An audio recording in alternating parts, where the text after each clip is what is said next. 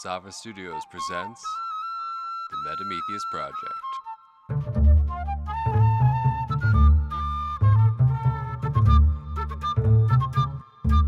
I don't know how personal. I mean, we talk about personal stuff. We don't usually record personal stuff. Sort of. Maybe. I don't know. I mean, we dive into the human psyche and all that bullshit. But Yeah, point is I'm having an off day, but we are scheduled to do this, so we're going to do this. I wish I had done and put aside more time for research, because the Norse mythology is one I know the least about. But as I researched it, I found out nobody knows anything. that's the beauty of an oral tradition that was plowed by Christianity. Oh, that's also because it's so freaking young. Yes. Compared What we think of as Norse mythology is quite young. Yes. Judaism is older than what we know as Nordic mythology. Correct. But it stems from the Germanic stuff. Right, which we don't know how far back that goes. Right, because again, oral tradition. And the oldest that we know about the Nordic stuff, the Germanic / Scandinavian mythologies, is from the Romans. That's kind of the oldest iteration that we can really do, besides some like carvings and paintings and stuff. But also the Romans actually wrote shit down. So that's what we know. Romans CE, current era Romans. Yeah. So again, the oldest that we know. It's not ancient. Right. So let's make this clear. Like, every other mythology has hundreds, if not thousands, of years on what we know of as Nordic mythology. And my biggest thing that like kind of bothers me is everything we know comes from Iceland. So when people get all romanticized about the Scandinavian mythology, we only know of it as it moved to Iceland and it was remembered in Iceland. Yeah. We don't actually know. We only do that. It was only that because the guy who wrote it down, Snorri Sturluson. I can't do the Scandinavian accent very well, which I had to write down because I am Scandinavian. I had to write down the cow's name because I want to make sure I pronounce that right. Udum blah. Something like that. Udum blah. Oh, we are two American chaps just doing our best, folks. Oh, I was gonna do this in the pre thing, but okay. Have we said your name? Can I say your name on the podcast? Last name? Oh yeah. I guess. I mean, you're a public intellectual now. So brag comes from braggy. Oh really? I'm a poet. Yeah. Neat. But the French really didn't like, the Normans. So wonder why. Yeah. So our term brag used to be came from the word for brag, which meant poet, but the French were like, no, boasting. These guys talk a lot. Screw those guys. That's amazing. I did not know that. But your last name means the place of poets, or poet's place. So I thought that was kind of cool. Yeah, the homestead of poets. Uh-huh. That's interesting. I like that. That's cool. Oh, so yeah. And for reference, braggy is, what's the term? Skald. He is the god of skalds. Yeah. Skald. Skald. Yeah. Skald. Yeah. A U pronunciation of the A. Like the romantic A, the skald. Yeah. But yeah, so braggy is the god of poets and music and storytelling. If we're following our own rules, it's probably braggy.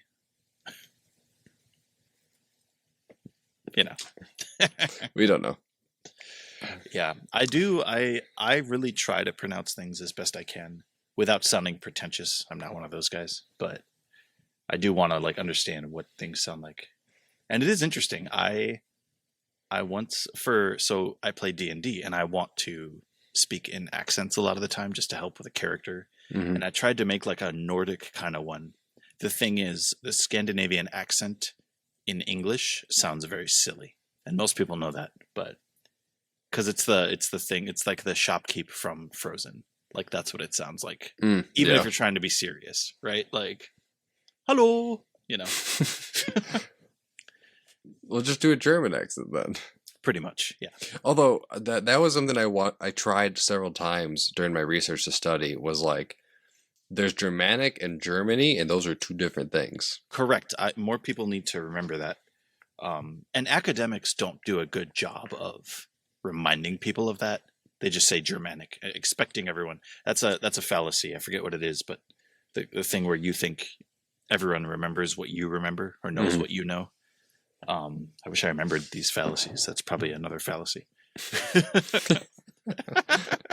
I know it, but I don't know it. Pretty much. But yeah, assuming that everyone has the same knowledge or viewpoint or whatever that you do.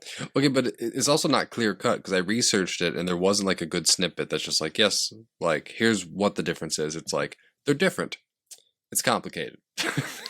It is because Germany, the modern country, does come from that, Germanic stuff. The Germanic tribes are what the Romans called a bunch of different sects of people. And both the words Goth and Vandal come from different Germanic tribes. Exactly, yes. And we don't know much about them because they were more barbaric in the technological sense. Not necessarily the cultural sense of like they were just a bunch of dumbasses who beat each other over the head. No, by example, Havamal. Right. Like they were quite a sophisticated culture. And that obviously went to Scandinavia as well. But the Romans, being the Romans, saw everyone else as, idiots. So well, and the romanticism of the Germanic, the Nordic, because if I feel like if you wanted to talk about the Germanic tribes, talking about the Nordic tribes makes more sense linguistically. Yeah, the thing is, so here's kind of where the rub is for a lot of things. Historically, we're talking about quite a large time span. We're talking about lots of stuff. It's true. We're talking about a huge time span historically because the Germanic tribes eventually went to Scandinavia. And there was a population up there already of like native peoples, but the people we think of that became the Vikings are descendants of the Germanic tribes. And from everything I can understand, is the Germanic tribes moved north, loved what it felt like as a culture, but it was shit land. They were left alone. That's pretty much it. They went up there. The rest of Europe went, nah. But then they went back down and conquered shit. Yeah.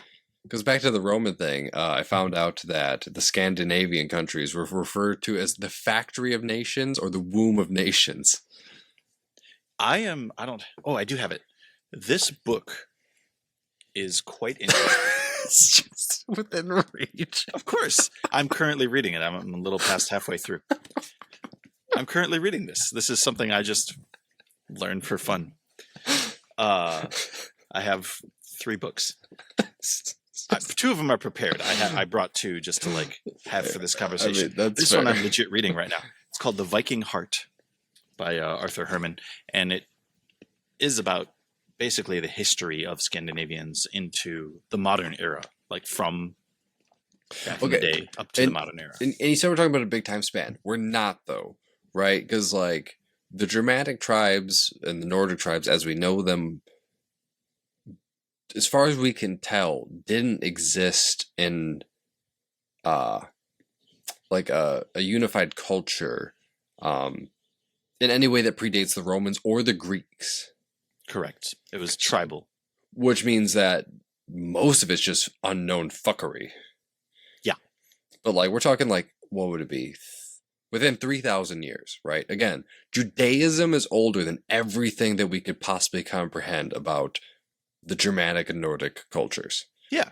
Which makes sense because fucking crazy. Well, that part of the world has been settled for a long time.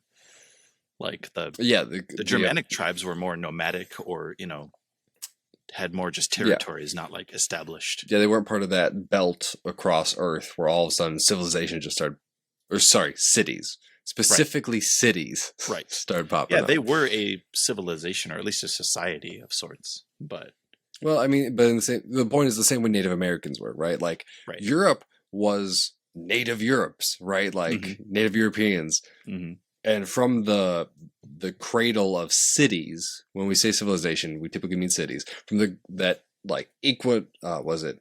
Yeah, the equatorial, right? Yeah, as far as on the equator. Yeah. Yeah, the equatorial like dispersion moving north and south, mostly north, oddly enough. No, because you have India and China, whatever. Point is, the dispersion from that like band, they were, the indigenous peoples, and they did not develop cities. However, what makes Nordic, even separate from Germanic, what makes Nordic people, or the Nordic thing, interesting is when they discovered cities for like, this is kind of fucking cool. Like, I want these. Yeah, that was a thing. So, and that's a huge part of it is that society, that culture is one of, they're called the Cradle of Nations because, again, this book actually explains it really well. A lot of them went elsewhere to find glory, partially because the land was better, like the Norman conquest of France and England and the UK, what is now the UK, was because the farming land was a lot better. If you go to Norway or Sweden or anything, it's a lot of hilly, rocky. It's beautiful, but not great for farming. You can't have a big population in those places. Good for cattle farming, so high protein diets. That is a real thing, yes. And but there's physically only so many cows you could have because the vegetation was so sparse. Correct. Yeah, and one of the theories is that's why the first letter of the runic alphabet is representative of cattle. Fehu is representative of wealth, and it translates to cattle. That's a theory. People. We could talk about the runes and stuff. Okay, hold on. Yeah. So, fun little thing with me. You and I talked on like a personal level. When I saw the runes, I've studied languages as symbols. So I'm not like a linguist where like I speak a lot of languages or whatever, but I've studied like, I'm fascinated with etymology, but specifically like how, symbols work. Mm-hmm. And side by side, the Phoenician and runic alphabet, the Futhark. Yeah. The Futhark. The Phoenician and Futhark alphabet, it's like, those are definitely related. I hadn't done any research. Immediately on Wikipedia, it's like, oh yeah, it definitely came from the Phoenician alphabet. I was like, I had never researched that, but just looking at them, you can tell. So all of the the seafaring trading Phoenicians had an influence on the Vikings. On the Vikings, who were seafaring traders. Yes, they were raiders. They were raiders and pirates. Yes. They were traders. They were not traitors. Traders first. Right. Because they had lots of fucking leather. Leather and wood. Mm-hmm. Norway is full of pine forests. Still to this day. Okay, so now we'll get into so a little bit of this is going to be the history of like Nordic and Germanic cultures, just because they're intertwined. When you try and research it, right? But within the paganism, so I guess the Nordic mythology will put into just Nordic Germanic paganism. Within the Nordic Germanic pagan system, trees are even bigger deal than they are in the Celtic systems. Correct. They viewed or view, depending on if are you counting the stuff like Astaru or whatever it's called, the modern iteration of it. Because that's like, yeah. So the old Viking religion doesn't really exist since we don't have enough information on it. So there's a reconstruction, or not even a reconstruction. In fact, that's false. There's not a reconstruction. There's simply a new version of it that people use now. Has its roots in the 19th century Romantic movement. Oh, absolutely. Yeah. Because a bunch of people who were like, I don't really like these Christian people. Yeah. This thing seems fascinating. And It's that's where we true. get a lot of our like in-depth research was just these heathens, Yeah. turned to 19th century heathens Mhm. who are like, why don't we know more? Let's know more. And Yeah. and it is a beautifully romantic. It is part of it. I do want to preface, or at least it's worth mentioning, as ugly as it is, some of that thought turned into the 20th century Nazis. Who have apparently never read the fucking Havamal. So let's make this distinction clear. Well, it's an appropriated. It's even what you're talking about. It's an appropriation because again, we don't have the information. We're kind of making assumptions, and people run forward full steam with that stuff, usually with an agenda, such as what the Nazi Party did. But one of the reasons the Havamal holds as it does is because out of all the things that have been passed down, the Havamal is considered to be one of the most legitimate manuscripts of the oral tradition. Yeah. Like, it's openly admitted that it is literally a Frankenstein like thing of various actual oral tradition and then people putting things onto it during the Romantic era. Yeah. Or the predecessors of the Romantic era, because it happened over hundreds of years. Right. But the general sentiment is that the Havamal is like, this is why like people saw them as barbarians, and then they would meet the chiefs and could negotiate with them, which is how we got Normandy, right? I just was, watching a video on that where it's like they saw Paris and like, I want the city. They're like, if we give you a country, will you leave the city alone? Pretty much. So, and that's the thing. The Viking. I guess we're getting into Viking stuff, but it's a trading culture. It's a farming culture. It's a warrior culture. So they were very apt to use their muscles for pretty much everything when they needed to, but they weren't inherently violent. It was part of the religion as well to be a warrior culture, as most warrior cultures okay, are. but it's similar to Native American and samurai cultures. Right. Again, so Havamal is my most recent experience with it, but again, having done enough research to know that the reason I made sure to read the Havamal is because out of all the literature, it's considered the most authentic as far as what they believed. It contains what the rituals would have been about, but it doesn't necessarily contain the rituals.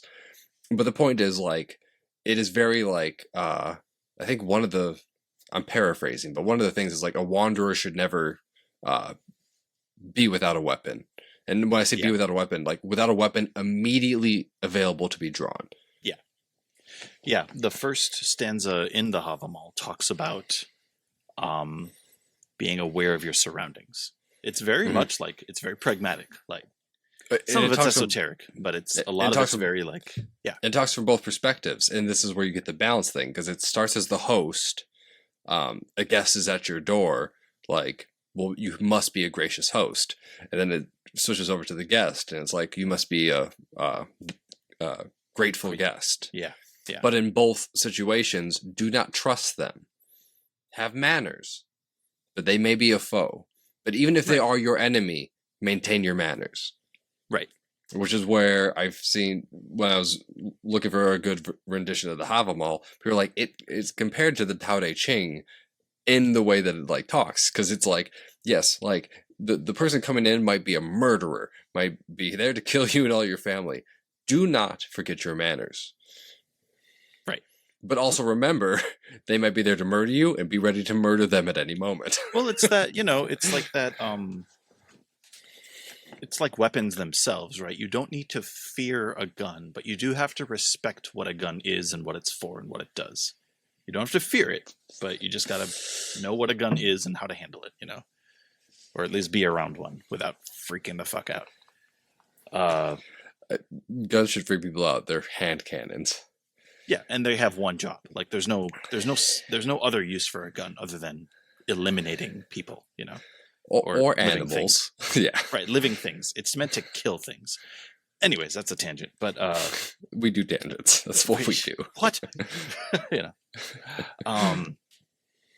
So we're going in a lot of directions with this, but Okay, we're gonna because keep it largely to the I want to make this clear. mythologies, right?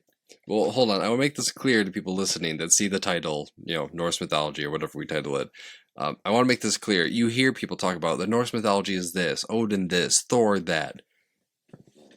We have no fucking idea. Like, that's...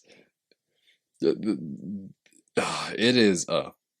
And this is where, like, many of these deep dives, if I don't have the time to research, it's going to lean on you. Because you were listening to a song spoken in ancient Nordic, and we're like, oh, this is from the Havamal. So you have that level of familiarity with the topic. But this particular topic, Nordic mythology, we don't actually know much. If you read any of the academic work, all of it is speculation. Mhm. Like, even the stuff that's considered good is, again, the main text we have is from Iceland. I don't know why I overemphasize, whatever.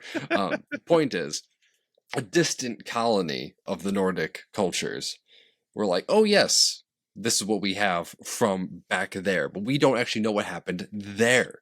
True. I will go into that part of the history, though. Iceland is important to us.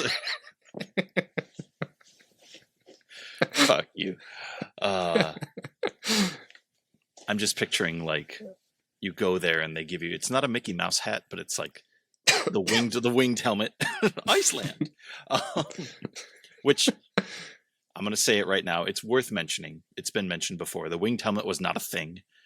That was Nor just were the something. horns. Nor were the horns. Yeah, the horns and the helmet. Like, they wore just regular helmets. Peasants. They look like peasants. Well, yeah, and they wore helmets that if you hit it with a sword, it'll bounce off, not like catch anything. That's anyways. Yeah. Anyways.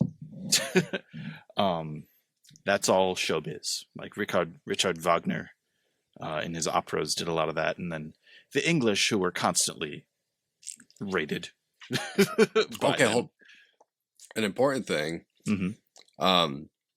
Specifically, the Vikings were known, and this is where the Viking TV show does a good job of being historical fiction.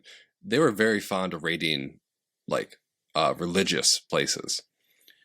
Yeah, because they weren't well defended. Because they're like, oh, Yeah. God will defend it, and they're like, okay, let your God stop us. it's like, which god? The dead one? The one nailed to the wood? Yeah. Our god has a hammer. Mhm. You know. We also don't care much for him because he's ancient and probably died in the previous Ragnarok because Right. it's cyclical. Yeah. Yeah, that's a whole. We'll get into that. Yeah. So shoot, what was I talking about? Well, yeah. So okay. I mean, so you were talking about like the images of the Vikings was part of the reason thing. yeah. So we'll talk mostly about the Viking era, because that's kind of what we know about the history of those people. And Iceland is important because they were a colony that actually kept to the old ways a lot longer. Because Scandinavia, where the Icelanders came from originally, Mhm. Norway and Sweden and Finland and Denmark, they were trying and successfully kind of assimilating into Europe. Right. Which is why the Christianization came about. Because Christianization, it was not a spiritual movement. It was a political one. Like, in order to join the rest of Europe and their resources, they were like, well, if they're Christian, I guess I have to play that game too. But it went rather smoothly within the Nordic countries. So that's one of the important things to know is that when you research stuff, you'll hear like the Christianization thing, because once they came in contact with it, because they were such a political society, right? Again, they were considered barbarians and savages and stuff. But then the leaders started meeting.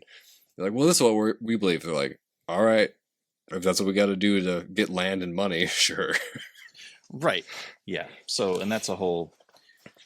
There were obviously people that resisted that or just paid lip service to, whatever. Mhm. That's any period of history you're going to find that. There were Egyptians that did not believe in Ra. Like, you don't hear about them because that wasn't written down anywhere. But No, they didn't have the money to afford the temples. right, what do you know? Yeah. Yeah, when you got enough money to be called a god and to jack off into the river with everyone watching, that's fuck you money. That's literal fuck you money.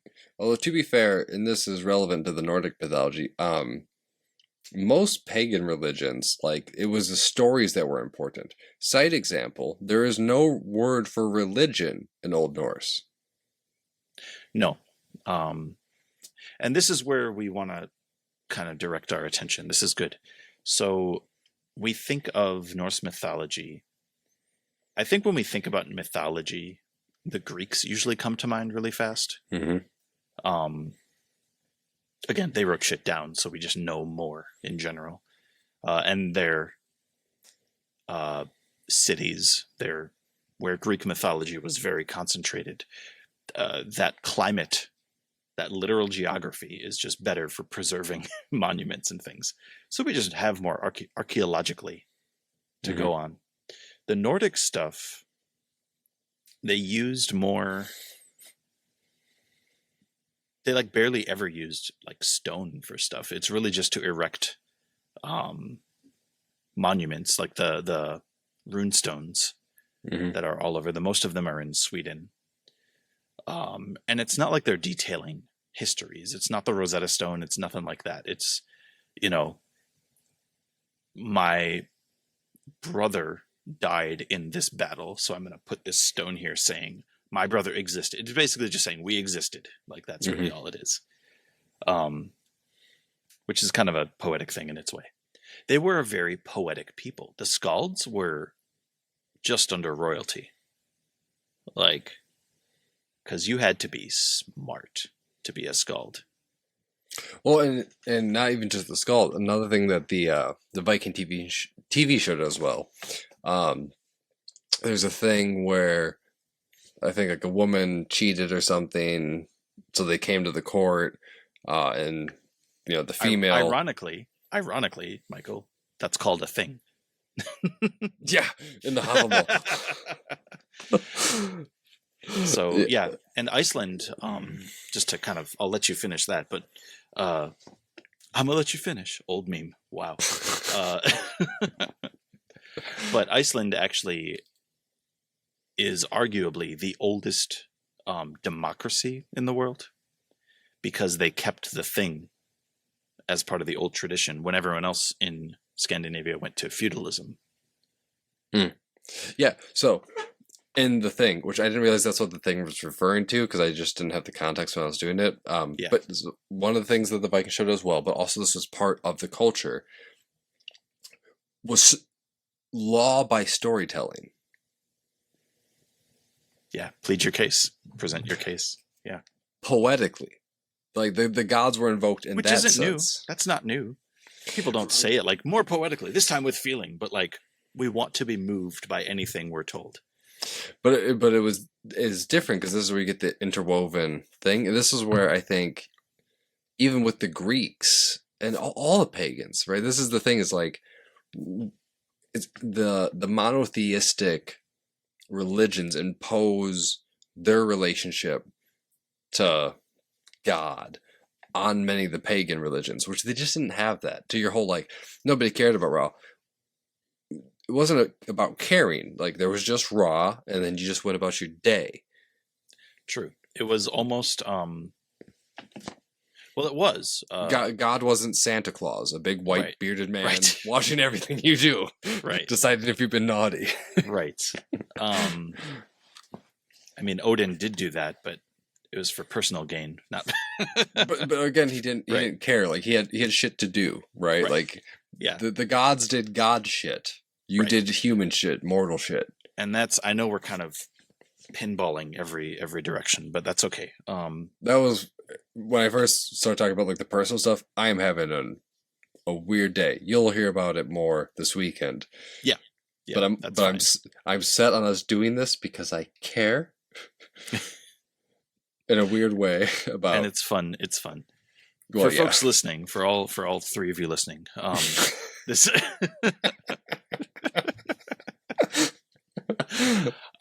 this is how this is how our conversations go just in general. So welcome to our brains. Yeah. So the Germanic mythologies, they do come from a version of animism, right? Which is why, as we mentioned earlier, trees are so important. Because according to the legends, the stories, the first humans were made from trees, an ash and an elm tree. And the 9 worlds are a tree. Are part of Yggdrasil. Yggdrasil. I'll leave that to you. All right, Now let's dig into how fucking weird. The cosmology is mind-boggling. We see these people historically as the people who wrote shit down saw them. And the thing is, the people who wrote shit down were raided and raped and pillaged by these people. So naturally, there's going to be an agenda to what's written down, or at least a perspective. Maybe not even an agenda, but a perspective. But these people, the Nordic people, were highly sophisticated. Maybe not academic. That's the wrong word. But they were highly sophisticated in the arts. Yeah.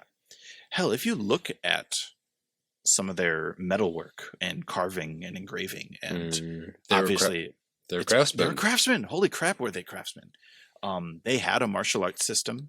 They knew how to fight, and they were well groomed. Again, they were. That was the thing. They were quite the society. In a time where, in the feudal countries such as England and France, you bathed once a month, right? At best. Saturday was bathing day every week. So, 75% more times, or whatever it would be. Yeah. Although they had that weird, and they had combs and spoons for their ears, and they got rid of earwax and took care of themselves. So 2 things. One, when the Nordic paganism is described, or Germanic paganism is described, the emphasis is on the actions, not beliefs, right? So compared to the stories of, the Greek gods and how they played into things, and then the monotheistic things, or even the Vedic, Hinduism stuff, the gods were either doing god shit or already dead. Right.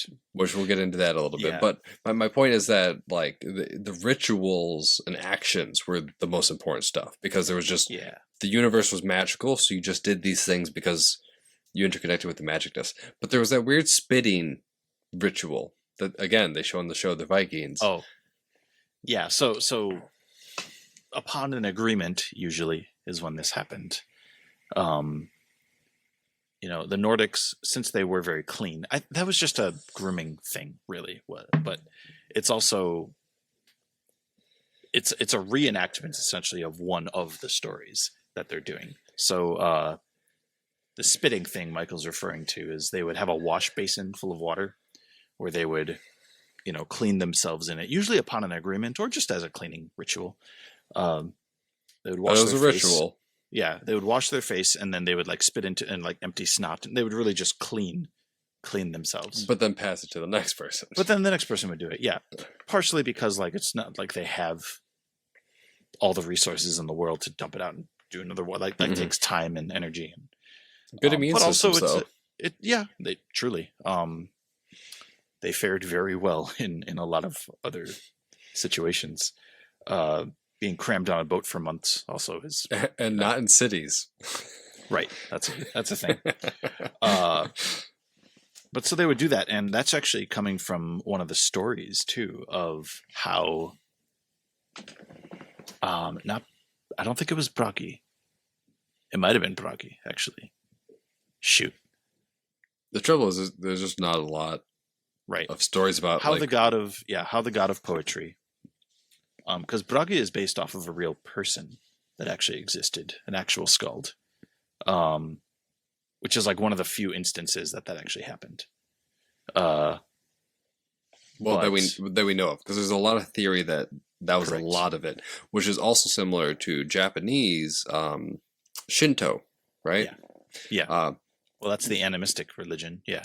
But also based on historical figures. And if you read Shintoism, it very much sounds like people came from Korea to colonize Japan and then became gods. Like, and when I say Korea, I don't mean the country. I mean the geographical What is now known. landmass. Yeah. Yeah, What is now known as Korea. But like you have a very similar thing where like these people came up into the Germanic areas with this magical alphabet. Well, yeah, that's what Phoenician. Magical that's where alphabet the gods Phoenician. come from. That's why we know Odin or Odin, or whichever way you want to pronounce it. But Odin is the most recent iteration of that guy. Wotan or Wodan was the Germanic version, which has to be older. Mhm. All right, so and now he was the trickster god, which makes a lot more sense because Tyr, the god of. Okay, so we're gonna say god of stuff, but I really want to emphasize the Norse gods had less domains. Like, Zeus is the god of thunder. He is the god of hospitality. Like, if you want these things, you talk to Zeus, that kind of stuff. Mm-hmm. The Nordic gods, again, story-driven rather than domain-driven. So Thor was not necessarily the god of thunder. Like, he didn't necessarily control storms, control thunder. It's better to say they were the gods like this. So Odin is a god like wisdom. Thor is a god who is like thunder. He comes in hard and fast. He's the warrior god. Loki, if you know anything about Loki, he's known as the god, quote unquote, god of fire. Has nothing to do with the element of fire at all. But if you think of the qualities of fire, the change element, right? Because you're a Lokian, or however you want to put that thing. You are hard on the. There would like Loki is the dude. He's in any story, in any spite of, of stories, himself. Yeah, in any of those stories where Loki's involved, basically nothing would have happened in the story if Loki wasn't there. He is the change maker. Mm-hmm. So like fire, right? Fire causes the material to burn, to change. And his personality is a lot like fire. All right, so we're gonna just reset. We've done the Metametheus like rambling. We'll get into the deep dive. We'll start with the cosmology and start working our way through myths and stories. So the cosmology starts out really philosophically awesome. It does. There is a expansive void. And at the edges of the void is pure fire, not material fire, the essence of fire. Mm-hmm. And on the other side is the essence of ice. And within the void, the fumes of fire and ice mingle and create creation. Awesome. Yep. And then it gets weird. I know. So that's the funny thing is,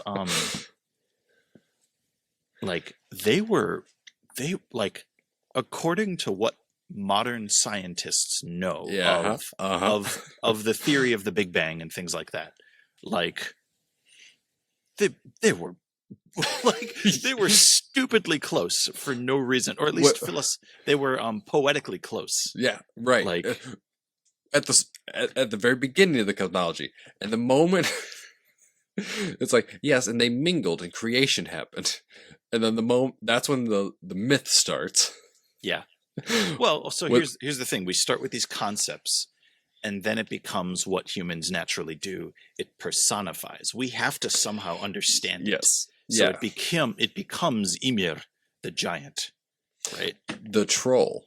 I want to hammer this point home. Is that the descendants of the English and the French call them giants. Troll is a more appropriate word. Yes. Yeah. So we're going to use the term giants, but I'm going to use the term troll now that that's fine. That's fine. When people talking about this, let me say that when people talking about this use the term giants, they do not always mean Jack and the Beanstalk. They mean Marge. troll. What they mean is troll. Right.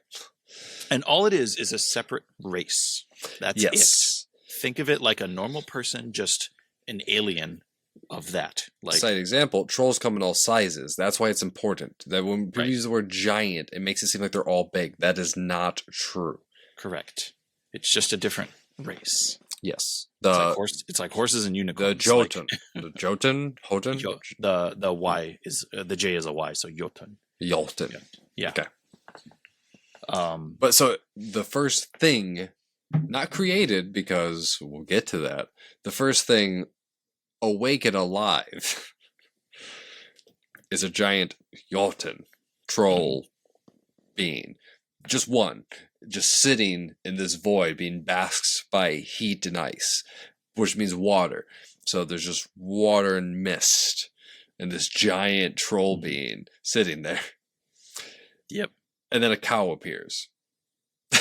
Or there has always been a cow, or No, the understanding, and here's the thing, is that we don't know for sure, but during the Romantic era, they basically tracked down people who held on to the traditional beliefs, that still weren't written down, right? So they found people that continued to practice the oral tradition. So our verification comes from the Romantic era, the 19th century, when people hunted down people that still held the oral tradition. They're like, no. Ymir came first. And then the cow appeared. right. Through the same thing, right? There was fire and ice and mist Wait, and actually, water. I thought the cow appeared first and licked salt into Ymir. Nope. He licked Buri. That's right. Thank you. The first son of Who Ymir. existed in the salt. So again, we're not talking about the first creature in existence. We're talking about the first creature alive was Ymir. Which again, talking about scientific cosmology, just stuff, particles of stuff forming and making other stuff. Like it's not like, yes, like, oh, just a dude in a block of like we're personifying things because it's the only way we can really conceptualize it. But again, you have to think poetically about these stories, not literally. Just like the fucking Bible, think poetically about the stories, not literally. Well, except for Deuteronomy, because that was meant to be taken literal. We'll leave that to other scholars, though. You know what, though? Just like the Nordic people, I'm sure there were mushrooms involved. Unlike the stories of Solomon, which were definitely skaldic. Yeah. Moving on. Or, Christianity having an influence on later skaldic poetry and blah blah blah. It's a whole which is a big thing. Big thing. Again, I cannot emphasize enough to people who pretend to worship ancient gods and Odin that you are 100%. Your entire thing is after the birth of Christ. Yeah, we have to remember that nothing on this earth exists in a vacuum. Unless you call him Woden. Then, like, we're just talking about, you have to pick a date and another date. Right. To, talk about and believe in, right? Because, history is just an ever-living thing. It's not, history is not dead. We're here. We're from this. It's, everything has led up to right now, and it still exists in its way. Like, we can't ignore. Moving on. Giant troll. Yeah. Anyways. Magical. So, anyways, yeah. There's this giant troll in space, and then a magical cow. and salt. Yep. Salt everywhere. So troll is drinking milk. Cow is licking salt. Buzz. Yeah, the meme with Buzz and Woody, like salt everywhere. But for real. Yep. So yeah, the cow starts just licking salt and producing milk. Mm-hmm. And one day while it's licking, it discovers Buri, a god, an Aesir, the Aesir. The Aesir. Aesir. Just say Aesir. Aesir. Yeah. Whatever. But We're gonna anglicize some of the names a little bit just for clarity. That'll be fine. I'm gonna pronounce it like 6 different ways, and one of them's right. Either way, yeah, discovers in the salt an Aesir. Again, this is why it's important. Like, Ymir was not necessarily the first to exist. He was the first to be. But so yeah, then there's that. Oh, so this is important. Ymir, while sweating, produced little Jotuns. Mhm. So He's the progenitor. He's Prometheus. No, not Prometheus, but he's the progenitor. yeah, he's the progenitor of the Jotuns. So Yeah. he's just existing, drinking milk from this cow. Where's my notes? Udhum blah. Udum blah. So he's just drinking milk, and out of his armpits are just coming trolls. But then As one does. But then a separate being, separate from the Jotun, appears. Buri. And he fancies some trolls. And then we have the Nordic gods. Mhm. The only one that matters is Woden. Because there's V and Vel, I think. There's three brothers. Yeah. We'll just say Odin, just for that sake. But yeah, Yeah. Odin, Vili, and Ve, Mm. essentially. Vili and Ve, yeah. Yeah. Who are part Jotun. So this is important to note. And you see it like teased in basically everything, which is why like the Loki thing becomes, it's like, oh, he's part Jotun. Everybody's part Jotun. I was gonna say Thor is half Jotun. Oh, Like, Odin. let me just say, There- forget everything Marvel has taught you. That's an inspiration, not a like But there's translation. there's bits to take from it, because the one and only true Asir is Buri. Because the only thing he had to mate with was Jotun. No, it's true. Yeah. Like, again, and this wasn't just a dude and a giant woman, right? Just races of people. And later down the line, we will make a note that I refer to them as trolls instead of giants. One of the reasons they're referred to as giants is because people usually think of trolls as these like ugly creatures. Think of it more like orcs, and not orcs in the token kind. Orcs is in the Warcraft kind, because constantly these Jotun orcs were so beautiful that the Aesir could not help themselves. Yeah, there's a story of one of the main stories is Frey, the god Frey, like giving up his magic sword that he needed at Ragnarok to marry a Jotun woman that he just fell madly in love with. But yeah, that's a whole. So maybe we use the term orc. Sure. If Michael uses the term orc, just know it's not a Nordic term. It's just one we can understand. That Right. the concept. Yeah.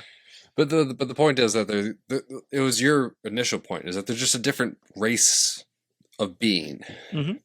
And no Yeah. word we have in the English language does justice to the Jotun. No. Because they were not humanoid, or not humanoid, human. They were humanoid. They were not human. Correct. That's the distinct thing, because the Aesir were human-ish. Yeah, more human. Yeah, Well, because they made the logs in their liking. pretty much. Yes, they did. Yeah. But the key point is that there was Jotun that were so stunning that people could not help themselves. So Yeah. any other term that the Abrahamic religions put upon it within the English and similar languages does not do justice to it, because it makes them all out to be monsters. Troll, giant, like the giant is usually used because it makes you think of them as more human-ish. Mm-hmm. But they definitely weren't. Yeah. But the point And is, so- even Odin wasn't pure Asir. Mm-hmm. But now we have Odin. Right. So the different races are important, and they weren't all. They were important in what they represented. So, it's essentially down to. I'm gonna call it three humanoid, or like the more human aspect of them all, as far as what we would identify with, what the ancient Nordic people identified harder with. So there were the Jotun, which were the giants, and they were representative of the chaos of nature, just Yes. chaos in general. Yeah, and that's Right. where the philosophical thing came in, because that was very well understood. Right. Is that it was the like organic chaos. Yeah, just nature, you know. Mm-hmm. So that's what they represented. And then the Vanir, as you mentioned, or no, I'm sorry, the Aesir, as you mentioned. Those are the gods of essentially order, the gods of society. Idealism. Yeah. Specifically, because the Vanir fall in the middle. Correct. The Vanir are nature in the more natural sense of nature. Ordered. Ordered they just nature. Are. Yeah. They just are. Like think of like druids, like the plants and nature and birds and trees and all that. Like, Which important thing about the Germanic and Nordic cultures that the Romans noted, having murdered many Celts, when they came across the Germanic groups, they were like, they don't have a priest class. correct. They did not have druids. They did not have recognized shamans in the same way. No, it was There- essentially the There was witches. the chieftains. Yeah, there were, but they weren't priests. They were just like they were fortune tellers. Is Mhm. essentially what it and boiled down to. there was priestesses, but it was so ingrained. It wasn't a distinct. Again, there was no word for religion. There wasn't a distinct religious class, Right. in the Germanic mythologies. And that's really important to talk about the culture of those people. They adopted feudalism. They were actually quite Socialist, just say it. I guess it's just more people were on equal footing. Like, yes, they had rulers. They had a hierarchy in order to have like a society, right? Like, Mhm. I think they still had what you'd consider like money in the sense of monetary value, because in the Havamal, it Mhm. talks about being destitute, and it's like it's better to have a shitty house than be destitute, Right. to be homeless, Right. So it means that there was homeless people. There was people who did not have ownership of anything. Yeah. So there was a concept of ownership. Yeah, it's their society would not be all that foreign to us. It's just whereas you had in the rest of Europe the hierarchy of feudalism, Mm-hmm. it was at least a few levels less in Nordic society. No, it's very similar to the other indigenous cultures of like chieftains. Correct.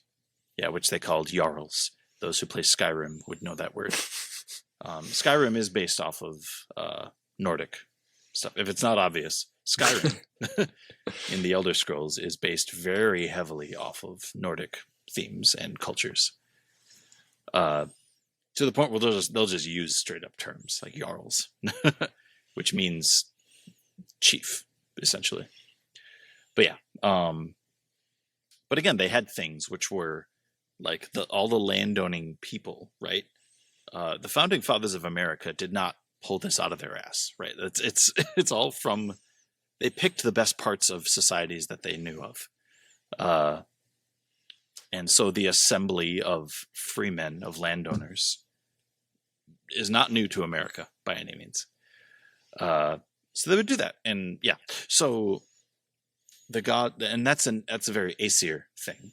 So Mhm. at some point, this is part that's kind of lost to history, but just known in general. There was a war between the Vanir and the Aesir, which, if you think metaphorically about it, society or civilization, probably a better word, came to win against Which, the general environment, okay, and so this is an important thing with or teamed up with the general environment, I guess. but Sorry, go ahead. the Vanir was a Germanic thing and not a Nordic thing. Again, yeah. So this is why history exists. Like, this is going to sound very new age or just 2024, but history, cultural history, exists on a spectrum where things kind of morph into one another. There's not like a defining, like somebody plants a flag and says, it's this now. The ultimate thing is Freya and Frigg. Yeah. Yeah. I'll go on my rant on that as we move through the mythology. But the Vanir do not exist in the Icelandic dissertations. Right. So the Vanir existed within the Germanic tribes that did not move into the Scandinavian countries. Correct. Scandinavian countries upheld the Aesir elements more, which is why they became more organized. So when they moved back down south into what is now, Germany, Deutschland, the whole non-France and England and East. Central Europe. Yeah. They came back into contact with gods that they were not familiar with. So it's actually a political thing, this war of the Aesir and the Vanir, because the Vanir had disappeared as a higher level of civilization had developed. And then they got intermingled again. Right. Which, if you have to somehow explain that or even just understand it, a war between the gods. These gods won. Right. The others are, Mm-hmm. And it's important to note that the Jotun, chaos, is still always kind of the enemy. Yes. More or less. Yeah. So there's no reconciling with that, because there is no reconciling with chaos. It's always... And again, not an enemy in the devil sense, because correct, all of the gods are part of Jotun. Yeah. All of them, except for the Buri. Yeah, all of them. We're not talking about a moral enemy.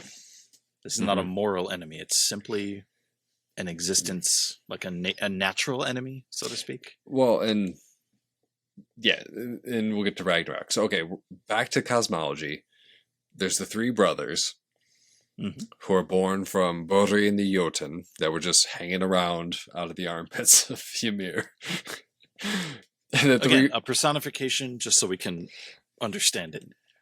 And so the three brothers, who are these hybrid gods, much more powerful than the smaller Jotun, and not as indifferent as Buri, who are like, let's just murder Ymir. Let's dissect him and see what we can. And they're the gods of order, and Ymir just is primordial chaos incarnate. But this is one of those examples of the beautiful philosophy of it is destruction is not something to chaos, because there's ordered destruction. Because they tear apart this being. It's a natural law. I mean, and if you think again, I just am so impressed with how their mythology lines up with what we know of scientific history of our planet. The Earth was not it was not the pale blue dot the whole time. It was this lava rock being beaten to death by asteroids and just all this shit happening. That was most of it. And so naturally, you could tell a story, personify that with, the beings who wanted to do something took the thing and made it something else. Well, and this is where it gets tricky and weird. So the three brothers, the original Aesir, murder, kill Ymir, and then disperse his body into various things, and then basically let nature take its course. We know this because we know for sure that after they dispersed things into what became the 9 worlds and the tree, because they didn't build the tree. Correct. It became, the tree appeared out of this organizing of the dead parts of Ymir. They're like, oh, this is fucking cool. And they started wandering around. Right. Which, I mean, so that's the thing. So if you really think about, if we think of the concept of chaos, it's usually thought about as just everything at once. It's just all of it, all the time at once. So as soon as you can start to compartmentalize, things can calm down and settle. And that's basically what we're talking about. Because Yggdrasil is a tree that compartmentalized, that it's the 9 realms of space, of the cosmology, whatever you want to call it. But it's different than like the Abrahamic religions in the sense of like Odin and his two brothers did not like, okay, I want this here and this here. They like took the pieces apart and kind of like put them out in a way that just felt like it made sense. And then all of a sudden a tree like went through and grabbed everything and shifted it into proper order. They're like, whoa, that's cool. And then they start traveling through these places that they didn't create in detail. They put the piece in motion. Yeah. And if you think once again about how trees work, they don't have a plan. They just do what trees do. Mm-hmm. You know? So they grow out and spread and take up the space that they can, and house whatever beings are in them. You know? Go to sun, gather water, try to murder smaller plants. It's the American way. Yeah. Yeah, when people talk about trees being peaceful, I always have to remind people like trees want to murder shrubs. The reason shrubs are so resilient is because trees want to murder them. Yeah. Once again, Darwin was right. So, adaptability. For survival of the fittest is adaptability. Correct. Let's make sure we're clear about what Darwin actually believed. Right. Yes. Yeah, and so now we have the nine worlds, yeah. the 9 realms, and the gigantic tree, and these 3 gods just wandering. Which again, 3 brothers. So who does the mating? Jotun. There's only Jotun females still in existence. Correct. There is no like first female goddess, you know. Mm-hmm. Yet. Yeah. Yeah. And again, this is even the oldest recollections, the most like solid sources we have, not that solid. Like, yeah. This is very much a piecing together. Sometimes it's hard to tell what is culturally accurate and what is, you know, more Christianized or Romanized, or, you know, whatever. I don't know if you remember the actual story, but just as like an example, there is a story of Thor and Jesus interacting. There is? Yeah, it's canon. It is canon in the like in the and Christianization. That's another important thing to recognize is it was a living, breathing storytelling apparatus, right? The gods weren't necessarily like they were stock characters of a sort that they just dropped into whatever story fitted them. Mm-hmm. You know, it wasn't like this happened and then this. That's why there is a chronology to some of the stuff that leads up to Ragnarok. Like that has a line, but like some of the stories, they could happen whenever. Because there are times when Loki and Thor are like this, and there are times when they're just traveling buddies. And Loki was Thor's uncle, not his brother, just so you know. But Marvel screwed that one up. Loki is a blood brother, a sworn brother of Odin. Yeah, so those two are brothers, and then Thor is Odin's son. So is Tyr in some way. Tyr's a weird one because he's a wanderer. Is old. Tyr is Odin's the wanderer. Tyr is very old. But Tyr wanders into Odin's presence. Is basically and Odin's like, the fuck? How did I not know about you? Really? Tyr used to be the chief god. And if you really think about what he represents, if I had to say Tyr is the god of this and that, he's the god of justice and just like doing right by society. He does like he's kind of the manliest god. Not Thor. Thor's kind of a brute, like if you really think about it. He's the defender. He's manly in his way of he defends and he sanctifies. Thor is a defender. Tyr is a protector. Okay, when you said he was the like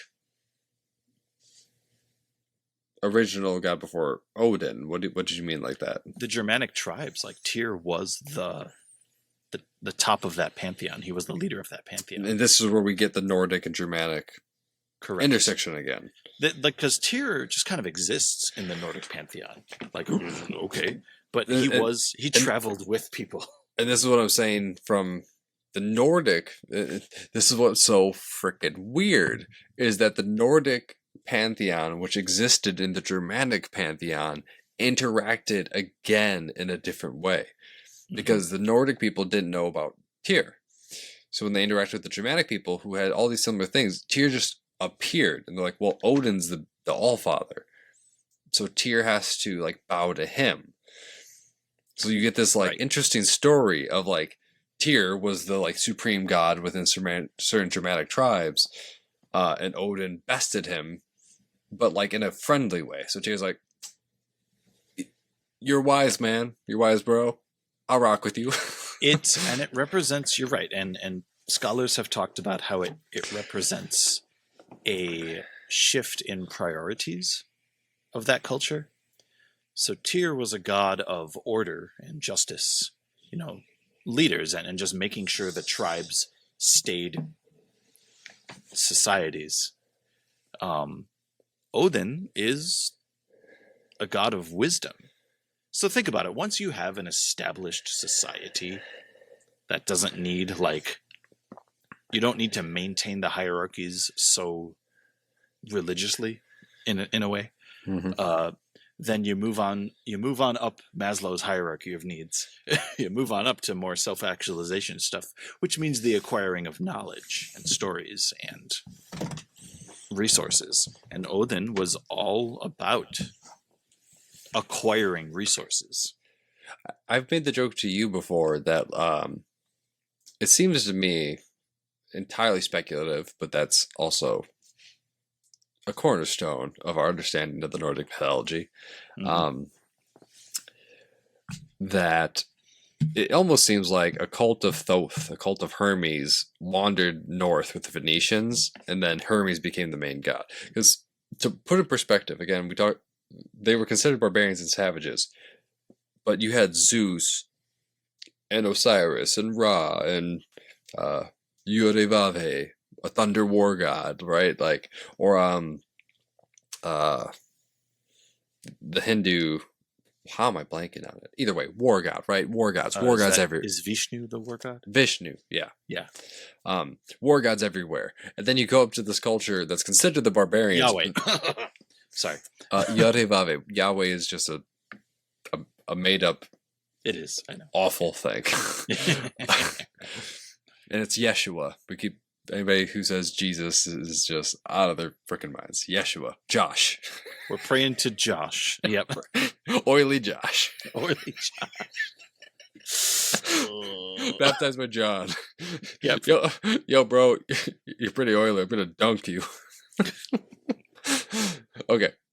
But yeah, so all these pantheons were a war god is their primary god. And Odin is a god of conflict, war, victory. But more importantly, he is Tyr was the war god for sure. War god. Mm-hmm. And this is the trouble with the Norse pantheon, like you said, where it's like it's not domains in the same way. And you know what, not to interrupt you, but a quick and dirty parallel is Odin is to Athena what Tyr is to Ares.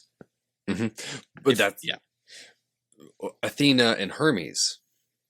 Yeah. I'm just saying, as far as the war element is concerned. Yeah. Yes.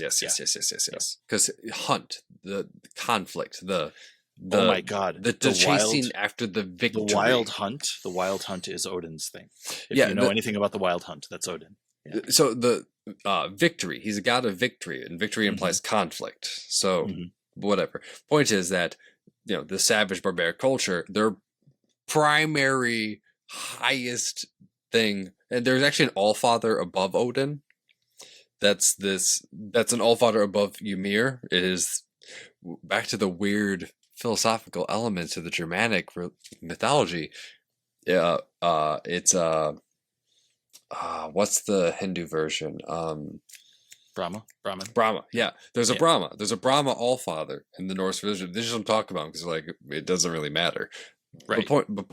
Below the all consciousness is Odin, who kills himself, stabs his eye out. He will do anything to understand what the fuck is going on. Yeah, his acquirement of knowledge. It's funny because he's the leader of the Norse pantheon. He's kind of he's the leader of the pack. And yet he fucks off more than everyone else. He absolutely just goes and does something. Which is where he gets for his himself. term, the Wanderer. Yeah.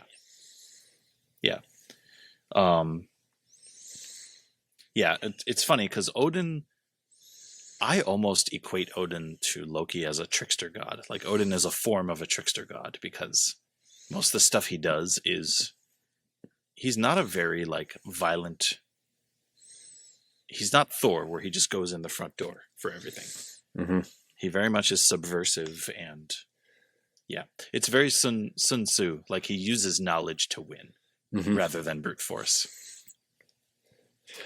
But All right, so Odin is the other one that propels the resources of the gods. So Loki is like he moves the story along and acquire, like, without Loki, Thor would not have his hammer. well, Odin Loki wouldn't have moves his- the drama along, True. which is where Loki is similar to Hermes. So it's like you get these dispersions. Yeah. But Loki's where the drama happens. Odin's the one moving the story along because the rest of the gods really don't care. But Odin's like there's a point, there's a purpose to all this. Mm-hmm. And what he discovers, and this is one of the crazy things about the Nordic religion, is that it's cyclical. Like his after sacrificing everything, he learns it's going to end and begin again and again and again and again. And he is disturbed by that fact. It's funny. His thing is it's funny you mentioned the samurais before because Odin is almost he has a Bushido aspect to him where he knows it's going to end, and it's not like he necessarily is trying to stop it. He's just going to be like, well, if it's going to end, I'm going to do it big. Like I'm going to do my utmost. Because that's so part of the reason the Nordic peoples did so much throughout history. The fuckers like conquered one way or another. If they didn't conquer, they somehow ruled most of Europe. They started Russia at what we know as Russia. Yeah, a single clan. You know, yeah, the Rus Yeah. clan. You know, they became the bodyguards of fucking Charlemagne. Like these were The high Danes, achieving, the Danes, the Normans. the Normans who conquered or were given Normandy. Yeah. Uh, One guy. Leif Erikson. One troop of Vikings. Yeah. Run by Rollo, Yeah, Rollo the Walker, because he was too big to ride a horse. who just wanted Paris. They're like, Yeah. you can have a country, just don't take our city. Leave us alone. Yeah. Leif Erikson, who who made it to the Americas before Columbus by a large span of time. These were high achieving people. Part of that is because of those stories. Like the gods were all about achieving things. Odin knew Ragnarok was coming. Like death is inevitable, right? So we're going to just fill life up to the absolute rim of the cup. No matter what you do, we're doing all of it in every direction. Partially why the berserkers were Odin's. Done well. And this is where it's important, is that, like, when people hear Vikings, they think, like, oh, drinking, like, mead to excess and stuff. It's like, no. It was to be cultured. This is what makes it so fucking funny. Yeah. It was to be excessively cultured, which is why they adapted to every culture they came in contact with so well. It's true. Because, there's a ton of warnings. Yeah, the Normans, if the Normans met the Scandinavians after a time, they were two different people after that. Like, they spoke French, not Norse. Like, But they had a common thing. Like, and this is where the European history gets crazy, is because so much of the getting alongness was, oh, we all used to be Nordic. Yep. It's true. For the nobility. For the nobility. It's funny because that is the like premise of this entire book, the Viking Heart. It's basically that going, yeah, because this author is obviously of Nordic descent. He's based in Wisconsin somewhere, but we did everything, Mhm. which is why a lot of white supremacists like to cling to the Nordic stuff, is because high achieving and it is pervasive throughout history, but just using that as a reason to be that way is not appropriate or founded really in that vein. Yeah. It's entirely disconnected from the mythology, which to like emphasize the point, which is also why they used a fucking Buddhist emblem. Like the swastika isn't Nordic. It kind of is. So there are swastikas in runic stuff because it's and this is where you thunder. And this we get theosophy, where there's this weird connection from the intersection of India and China, right through Mesopotamia, up into the Northlands. Correct. Yeah. Yeah, and just because they were geographically far apart, and where you get the term Aryan, because the Aryan Mountains aren't in fucking Europe. Correct. Yeah. Yeah. So, yeah, it's funny. The gods really have nothing to do with that at all. Right. And that's, if anything, they're an example of the opposite. So, like, fuck off white supremacists is kind of what the premise is there. Yeah. Yeah, white supremacists have to be godless. You have to be. Yeah. Or you have the god of Deuteronomy that tells you how much your slaves cost. I mean, we're just gonna talk about God making promises to one group of people. Right. Because as far as Odin is concerned, he's like, like, people suck. Women are treacherous. However, I would not have any wisdom if it wasn't for women. I would not have any life if it wasn't for friends. So trust no one. Be suspicious of women. Find yourself a good woman. Find yourself the best of friends. And never for a single day take for granted the blessings of a good partner and a good friend. Right. It is like, it's such a cliche thing, but living life to the fullest, like in every direction, is really a big part of it.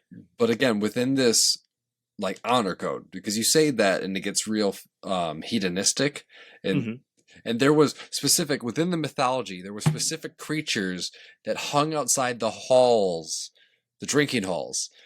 And if somebody was too drunk, when they went out to piss, they'd be snatched from the earth and thrown into hell for being too drunk. Right. And that's the Nordic hell with one L. Right. Which is also the place and the goddess. Correct. Yes. Who's also a child of Loki. We need to talk about Baldur. We need to get back through the actual, like, chronological order, right? So now you have the 9 realms, you have the 3 brothers. Somehow other gods started appearing. I'm not going to pretend I followed. It's more complicated than the Greek pantheon. Holes in our historical narrative. There's just holes. Like, we accept that there are gods. We also have to accept that, at least right now, we don't know where they came from. We just know that they are. Okay, I'm going to make my one little point here. That Frigg is just Freya matured. Yeah.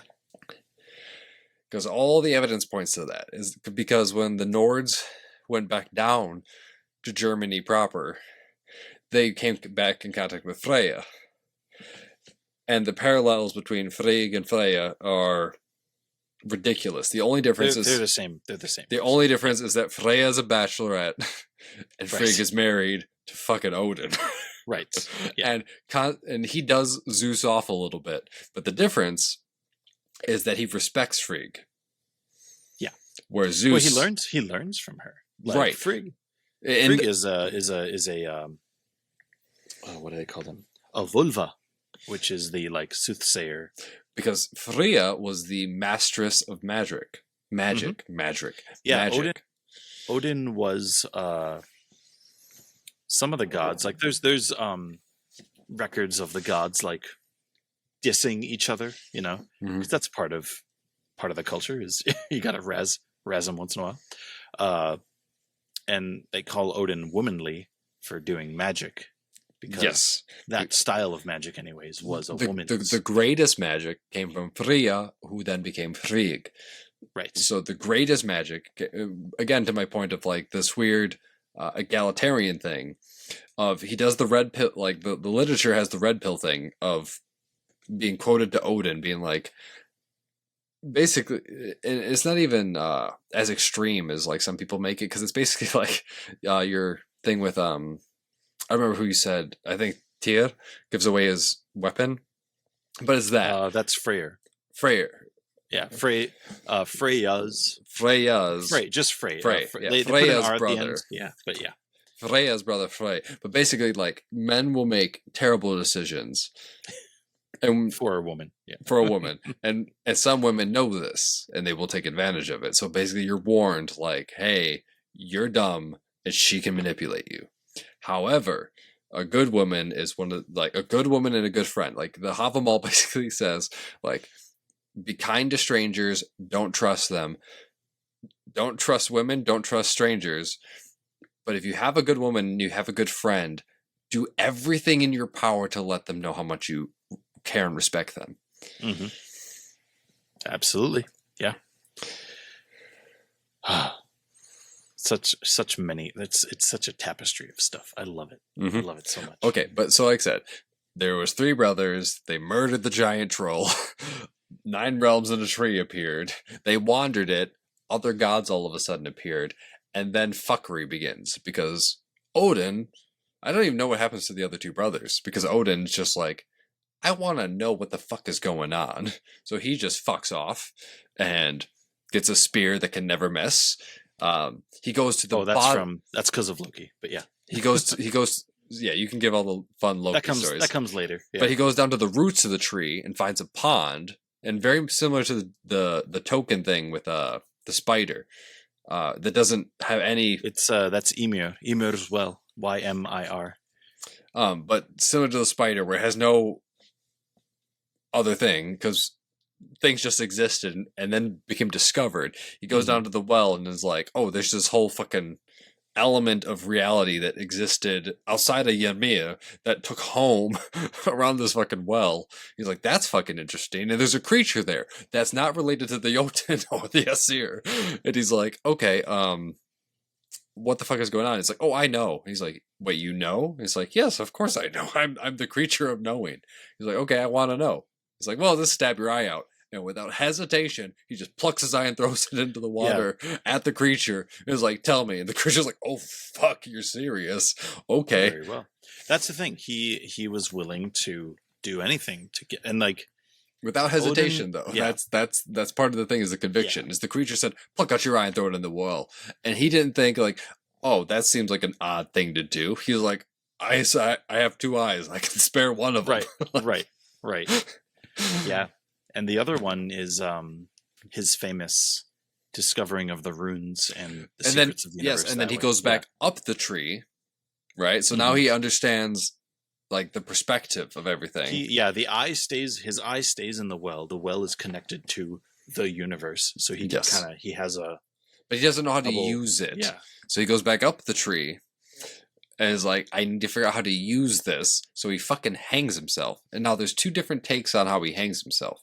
One is the tarot card Hanged Man that hangs himself upside down. And then there's the, like, he actually hangs and kills himself. And it's entirely unclear. The more important line is that he sacrifices himself to himself. Mm-hmm. That's a really important line. And one that we should all try to take, because in order to achieve anything, in order to become, this is going to become one of those like motivational videos, but like, in order to become something better than you are, you have to kill your old self. You have to sacrifice your old self to become your new self. That lesson is from this story. Or at least it's personified in this story. And this is where the Nordic gods and the Germanic gods in general are different from the immortal gods of like Egypt, Hinduism. Those gods they just are. Like, but Odin can die. Yeah, those gods can die. Yeah. And he was literally like, okay, I know the context of everything. I don't know how to use it. I would rather die than not know how to use it. Right. Because there Or was I will. It's more even like I will learn or I'll die. Like yeah, I'm but willing to die. but it's the I would rather die than to have wisdom and not know how to use it. Mm-hmm. Which is again back to the Havamal. The Havamal, like it's super good. It is. It's one of the crowning achievements of Nordic poetry.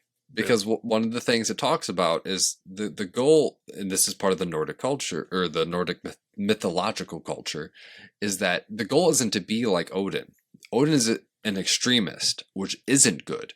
Mm-hmm. It's better to be quote unquote middle wise.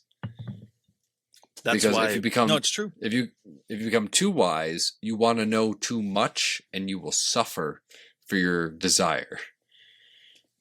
What would you know about that, Michael? Yeah. Yeah, and that's actually another that is mentioned in the stories as well. Odin and Thor are like yelling insults across a river, out of context, but like they're yelling insults at each other across a river. O'Connell, I have the horses. Benny, you're on the wrong side of the river. The Mummy's a great movie. But Odin talks about how he gets the like cream of the crop warriors and he's the god of leaders, of chieftains. And Thor, he yells at Thor, is like, you're just the god of the commoners. Like that's a definite distinct thing. Yeah. Which is why I was going with that. Which is why Thor is so popular, is because because the Havamal is supposed to be Odin's wisdom, and Odin. Because Odin is an extremist, like he's separate, like a chief would be separate from his. And he tells underlings. Within the Havamal says, "Do not try to be like that. Just be a good person. Do not try to be like all knowing and all wise. That's useless to you in your everyday life. That alienates you, and this is a society where alienation is not a useful thing." And back to the friends thing, he's like, because if you don't have good friends, you have no point in living. Mm-hmm. And like, again, this comes from a society, like if you think of Scandinavia, the reason the US had such an influx of Scandinavian immigrants in the 1800s is because things got real bad over there for a while. Like, not even politically, just like economically, like, people were dying from famine and there was no upward mobility, and like that area of the world used to be very harsh, so you needed people, you needed others to help each other out. It was very not tribal in like a nomadic sense, but you needed your neighbors, you needed your community. Which is why it talks about like even your enemy you should treat as any guest. Yeah. But always remember they're your enemy. Right. Absolutely. And that's the thing that they always like. That's why the Vikings were who they were, right? We think of them as raiders and pirates and all that, and they were, but they were also traders. Like, how does one, they were businessmen. Like how first. Right. Like, and how does that reconcile, right? It's like, oh, they're pirates, but they want to sell these things and trade for them. And, the actual pirates were Templars, but that's a whole nother episode.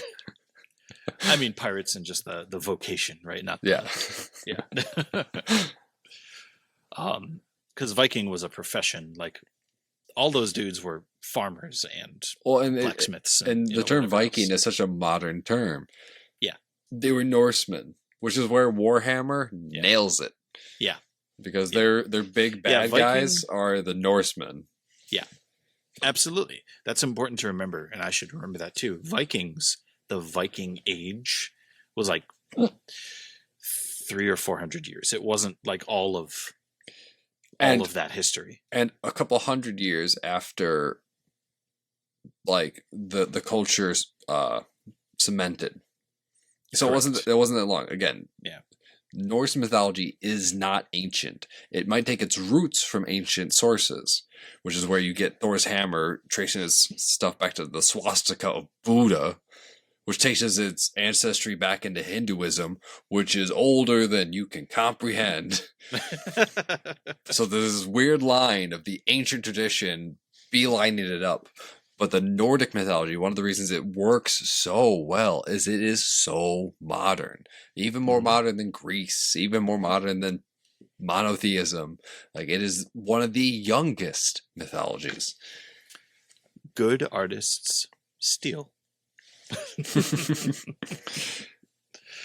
it is. I mean, and I was wondering if to bring this up and when to bring it up, but the Jungian archetypes really plays a role here, right? Because if you're not familiar with Carl Jung, he was a student of Sigmund Freud, who started to disagree with some of Freud's ideas about our unconscious. Didn't disagree with the idea of the unconscious.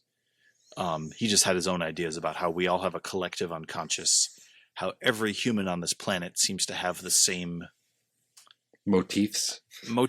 Yeah, like there's always, and he called them archetypes, and you see them in our stories especially.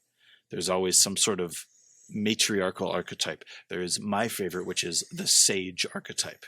Yoda, Gandalf, Dumbledore, the old masters, I'm rewatching the Harry Potter thing, and I mean, I don't know if the guy's even alive anymore, but the second Dumbledore does such a terrible job of being Dumbledore. Well, the first one, he's the second Dumbledore because the first one did in fact pass away. Yeah, but like that's how Dumbledore's supposed to be. Is that actor, I believe, is also passed away. But yeah, anyways, because Dumbledore's supposed to be the sage archetype, and he gets way too intense because he's supposed to like not care, and he gets whatever. He is supposed to be rather aloof, but yeah, and goofy. Actor doesn't portray it. Yeah, like Yoda. Yeah. So, but anyways,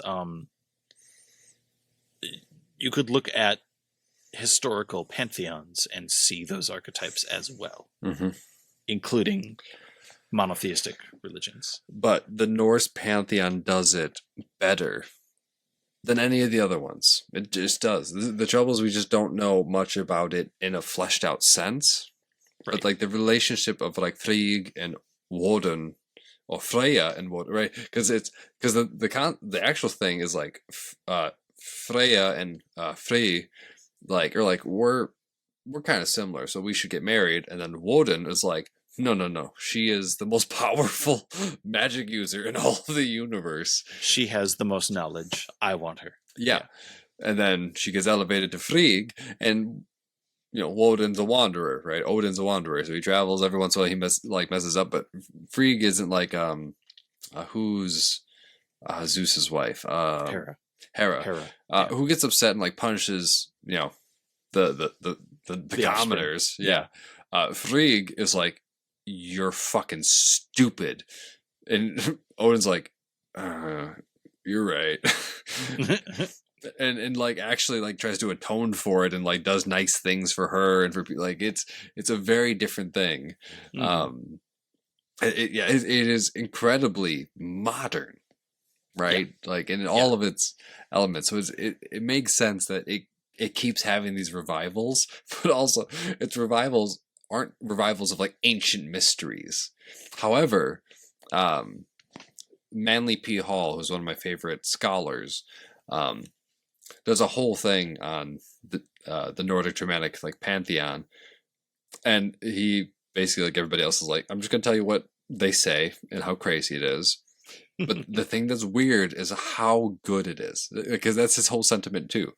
It's weird how good it is. Yeah, and part of that I think does come from they're a storytelling society, and you kind of have to wonder why that is, right? Because it's fucking winter and nighttime for most of the year.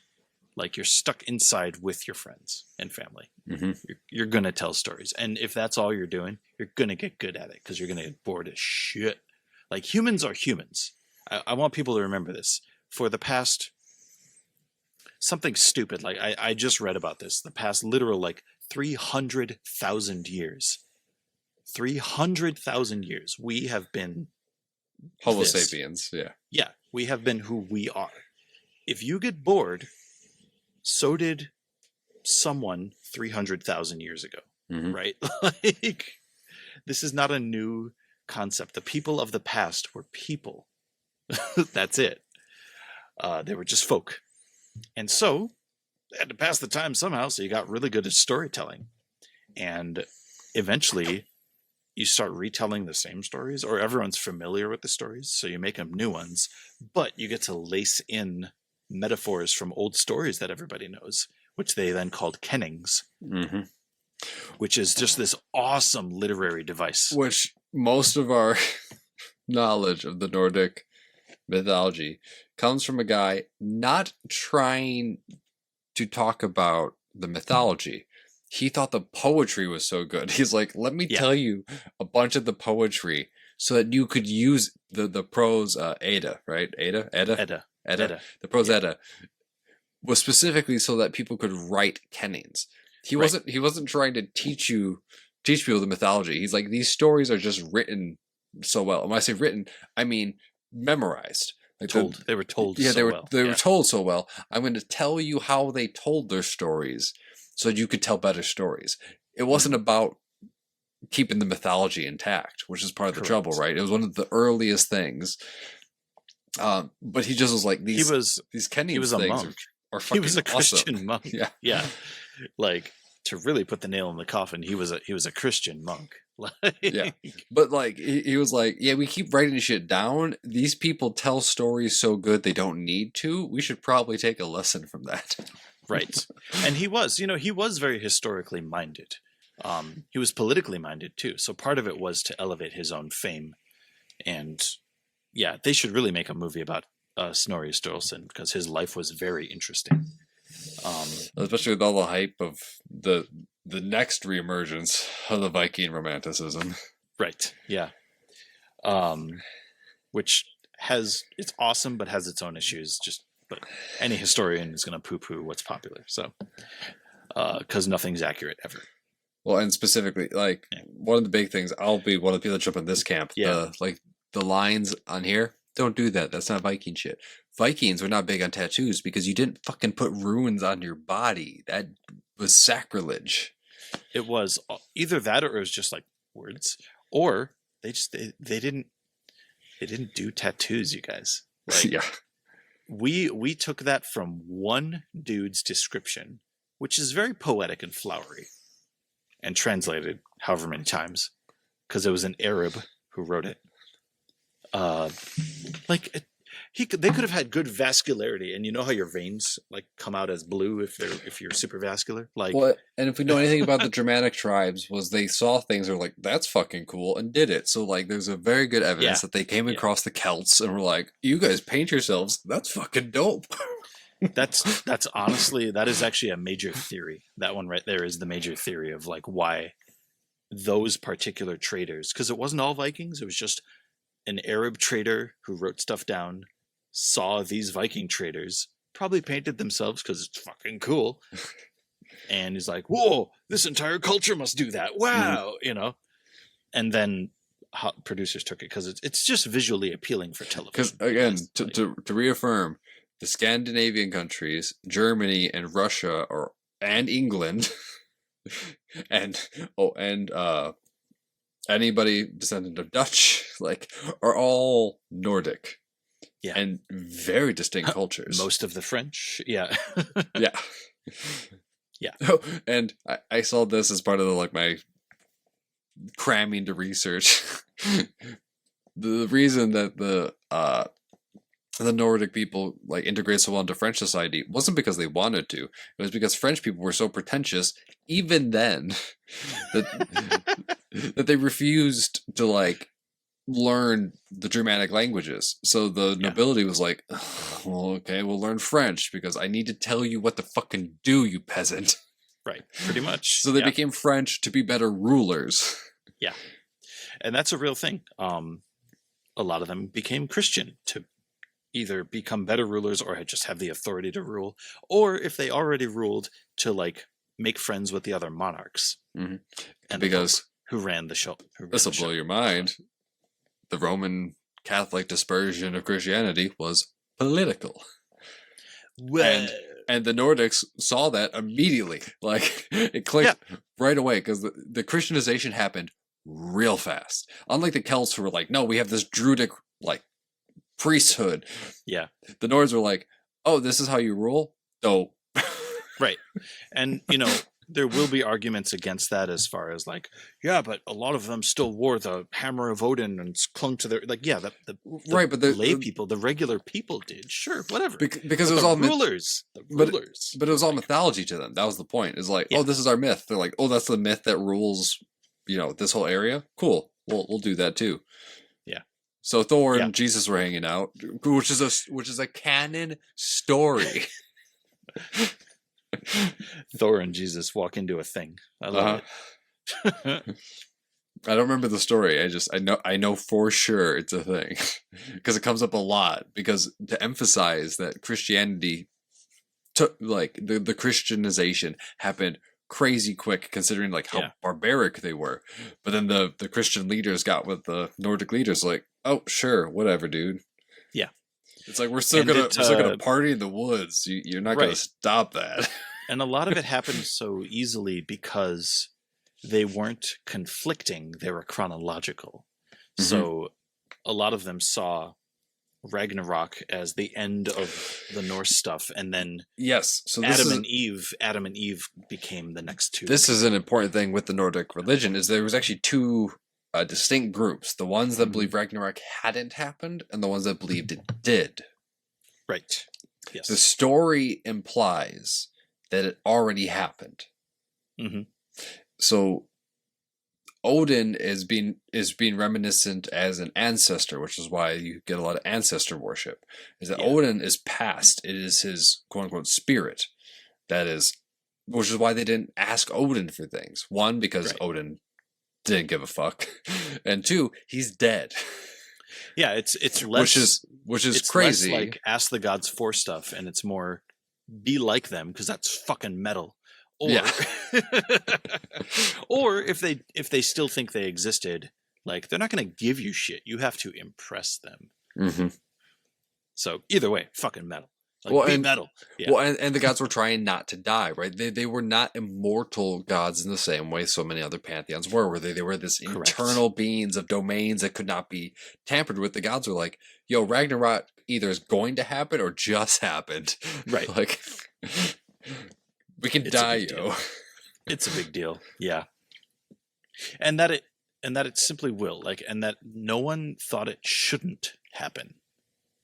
Right? Like, it's just a thing that happens. It's part of the cycle. Well, you couldn't argue it shouldn't happen because Odin sacrificed to find out that it was inevitable. Yeah. The wisest being in the entire universe was like, I don't want this to happen, and it is 100% going to happen.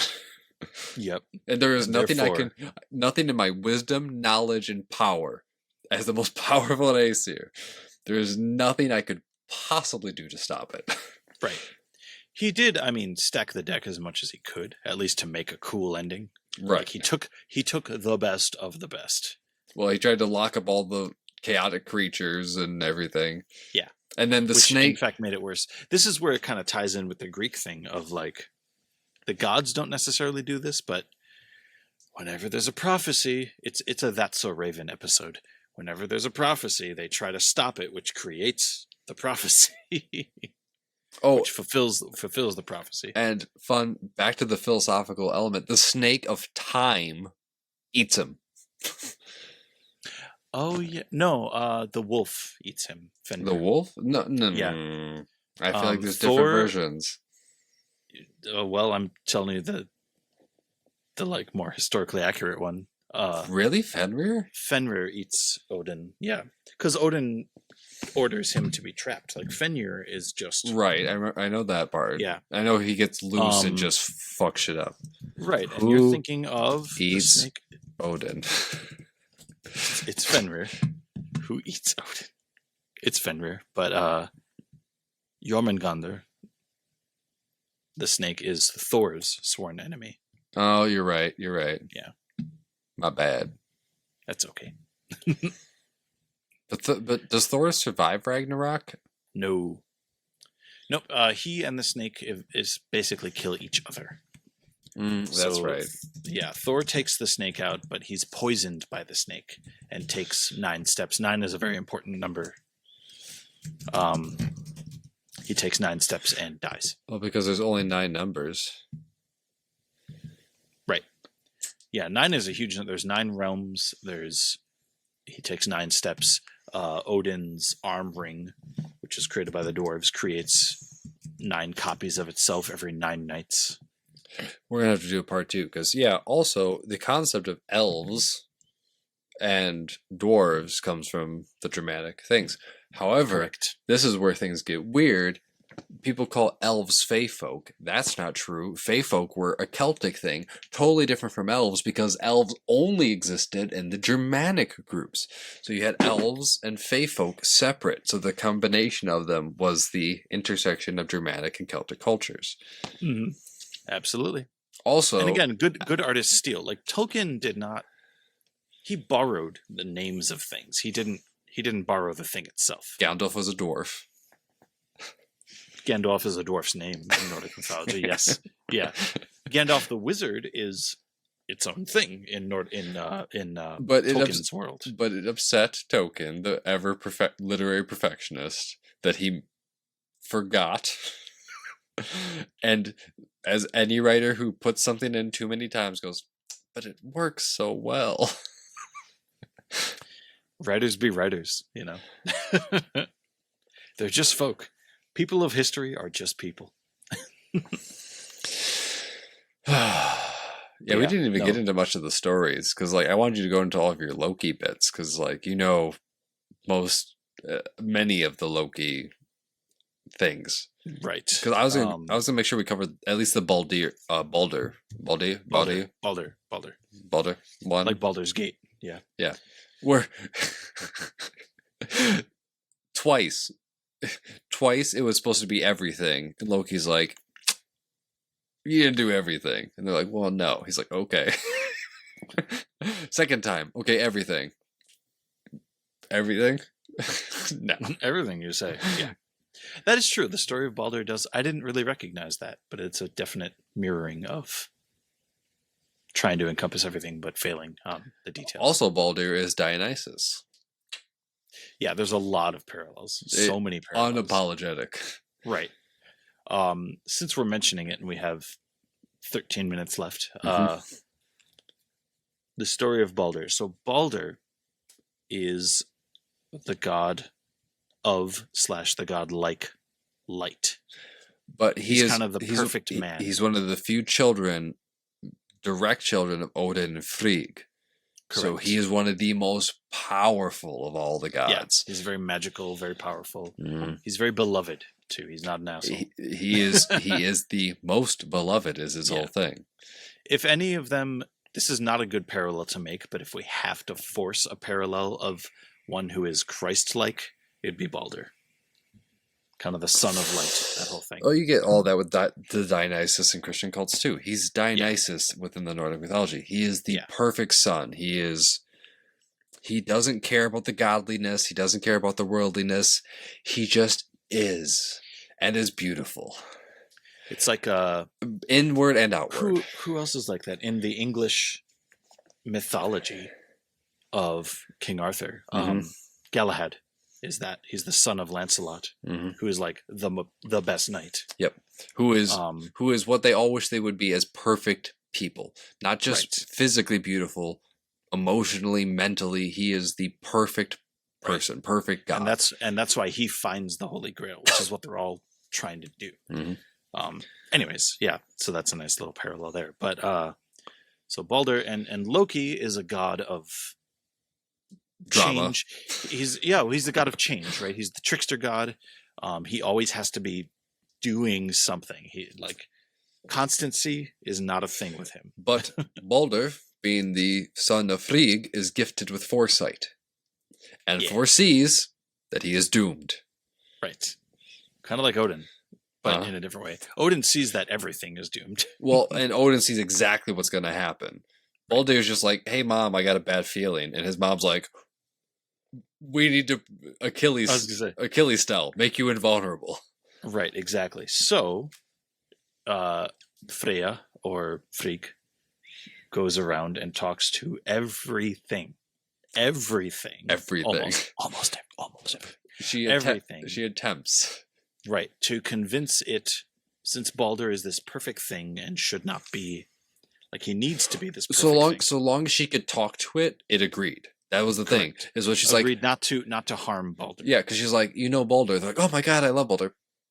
Do everything in your power to never harm him. So everything she goes to agrees, because if she says do not, they're like, of course, we all love Balder. So everything agrees that she talks to. Right. Except she, for whatever reason, either misses or forgets about or dismisses mistletoe, of all things. This random plant. Mm-hmm. Yeah. Not really clear why. Maybe that has a spiritual or psychological significance. I don't know. Sociological significance. But forgets about it. And Loki somehow knows this. The mythology goes, he gets her to mention it. Because, again, the pantheon is human in an ideal way. So, like, she forgives Loki because Loki's Loki, right? So Frigg's like, yeah, she's like, I get that you are like the way you are, and he's like, well, okay, but like, there's no way you could have done anything. She's like, of course not.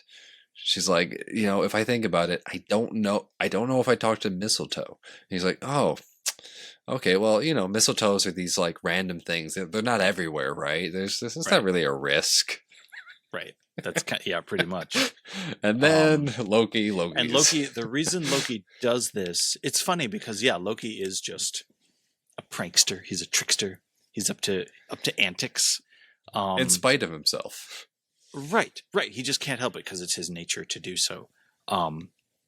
This time around, though, it is that, but it's like taken to a degree of too far. Mm-hmm.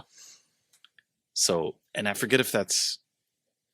No, you're right. This is just Loki being Loki, but he found the line and he decided to step over it this time. Well, because he's like, you missed something. Right. You presented me with a big red button that says do not push. Yeah. So he convinces Balder. It's funny because of course they're going to have siblings, like all these gods have it's the gods, right? So they're all related and yet married and whatever. Balder has a brother who is blind.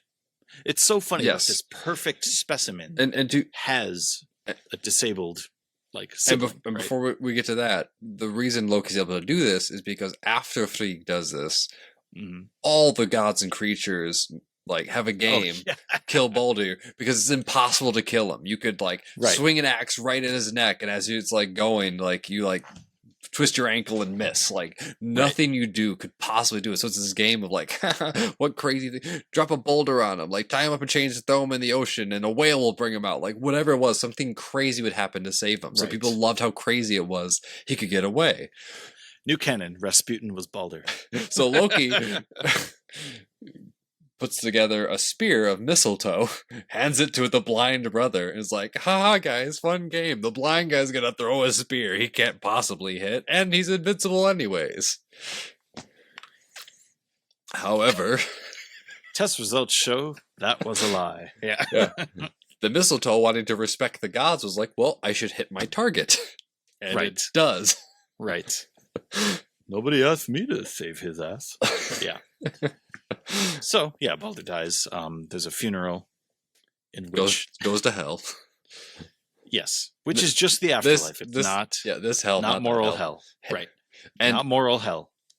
And quick side note while we have time, Freya and Frigg have their own afterworld. So everyone talks about Valhalla, right? It's they have their own hall. Yeah.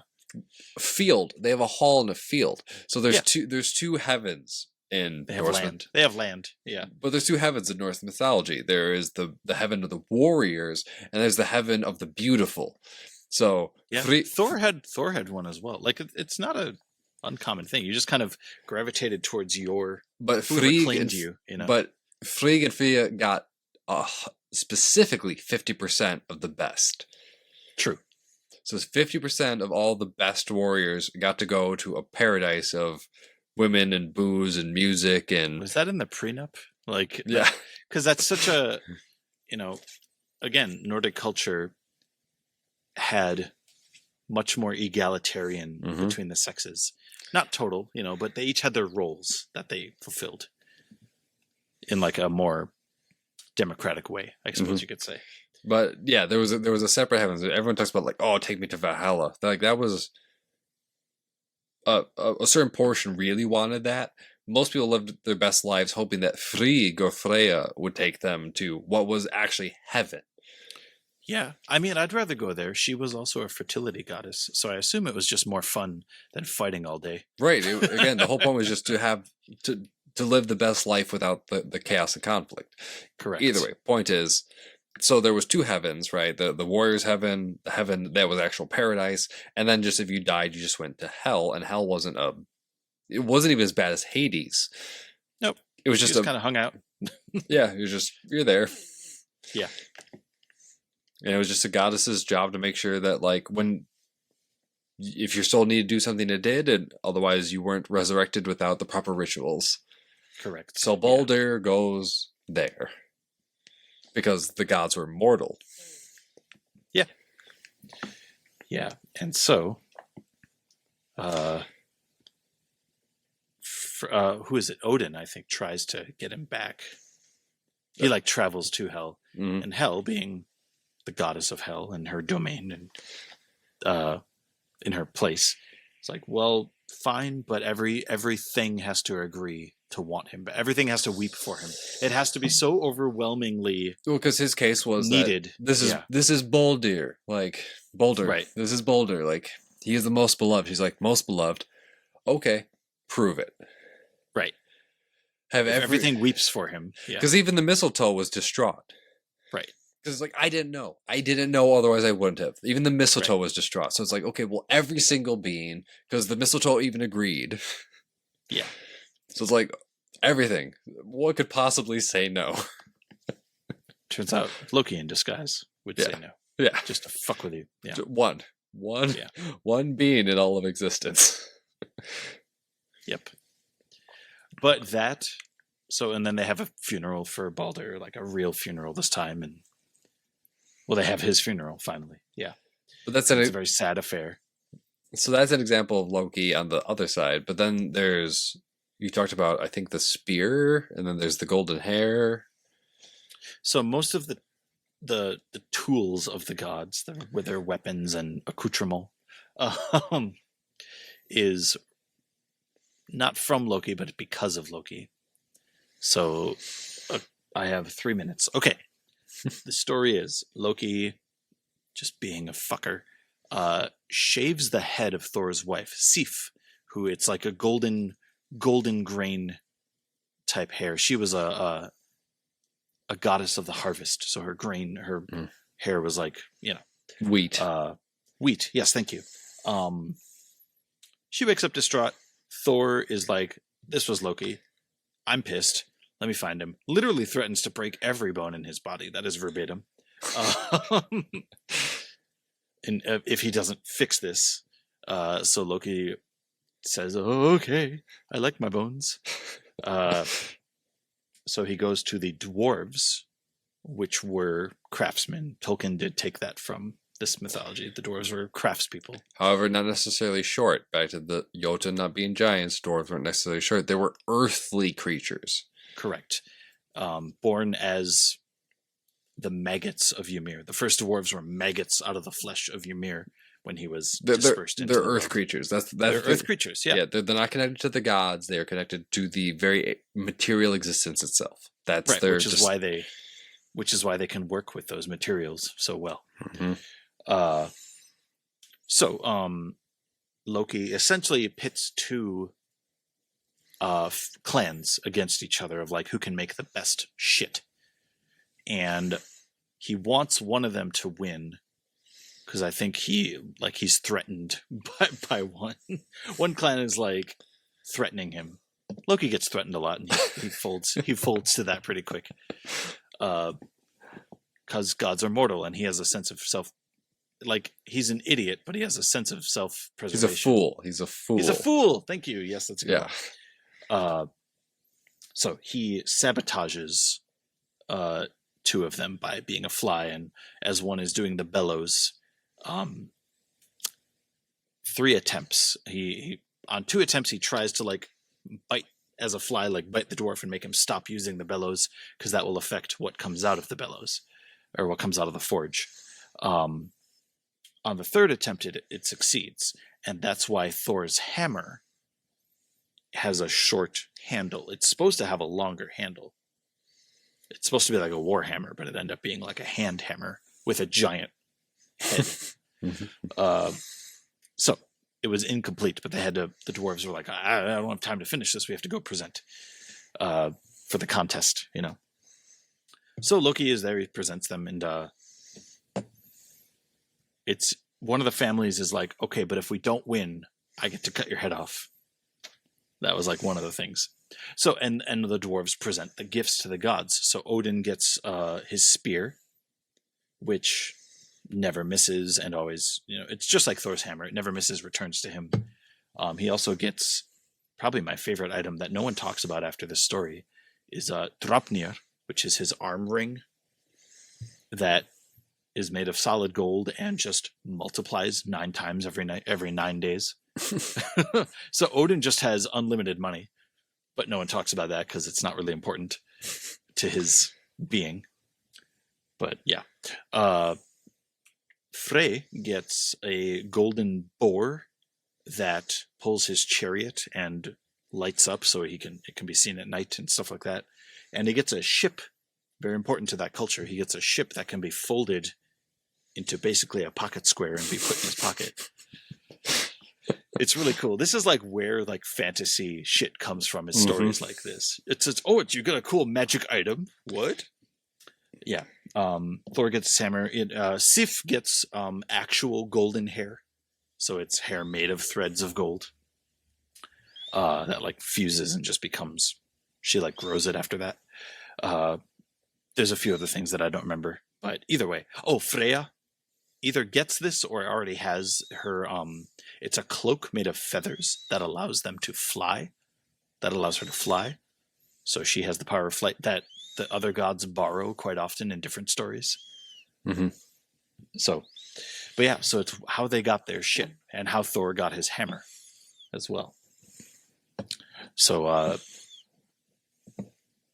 he did lose the bet. Like Loki was supposed to be beheaded, but him being Loki, this is the real trickster part of him, was all about, sure, you can have my head, but that ain't my neck. You can't have my neck. And it's like, well, how am I supposed to? So instead the dwarves sewed his mouth shut, and all the gods went, finally. Somebody did it. Oh my God. Yes. So that's the thing. Loki is a fool. That's such a great way to say it, because Loki kind of creates, like, he does worse and worse stuff and gets humiliated and punished a lot and resents his punishers, the other gods, quite a bit. And he facilitates Ragnarok because of it and kind of leads the charge against the gods as a big old fuck you. So, and like a god who is like fire, you know, it's in his nature to simply consume and, you know, purge essentially and do all of that. So it's crazy. I know we've hit our mark, but yeah, this is that we didn't even get into like the ravens, the wolves, the full story of Fenrir. I'll tell you what, let's have a part 2. And you and I can actually talk about, like, hey, let's schedule, because there's so much, you guys. There's so much to cover. If you accidentally listened this far, apologies. If you accidentally listened this far, we're still getting the rust out of our gears with this being, you know, just into season 2. I've had an off day, and I wanted to try and encapsulate the fact that, like, if you listen to people talk about Norse mythology, they act like they know. They're like, this is what Thor was. This is what Odin is. What we did here, the speculative, just rambling, is more accurate to what it was. Yeah. It's because, ultimately it was Germanic. So like if somebody says Odin, the same way somebody says Jesus, if somebody says Odin, they're pronouncing it wrong. It's Woden. Like and the Nordics found that when they went back south again and found Woden and Freya. Like, and then but then this is what makes why we talk so much about the cultures and the histories is so cool, is there was this like integration thing that we can historically see just enough. We don't have a lot of written fragments, but there was so much context we can put it together with a lot of confidence. So we got to see this live mythological political movement in a way that you don't see it as play by play as other places. Yeah. And I mean, how could something like that be written down? Because it's like, it's not like the chronicler was like, well, we met this guy Gustav who said her name was Frigg, but my friend Sven insisted it was Freya. Yeah. And so, yeah, like, that's not how it went down. It was just a very gradual cohesion that happened. Yeah, I mean, it's freaking cool. I mean, it is. It's for I guess part of my case would be for a modern pagan like revitalizing. It's solid.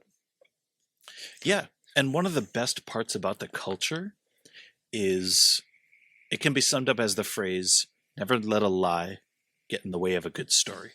So, like, take take this book right here, Neil Gaiman's Norse Mythology. He admits in his introduction, like, there's a whole bunch of versions of these. I kind of took them all and made another version that kind of coagulates all of them, and that is culturally appropriate for this kind of storytelling because that's what they did.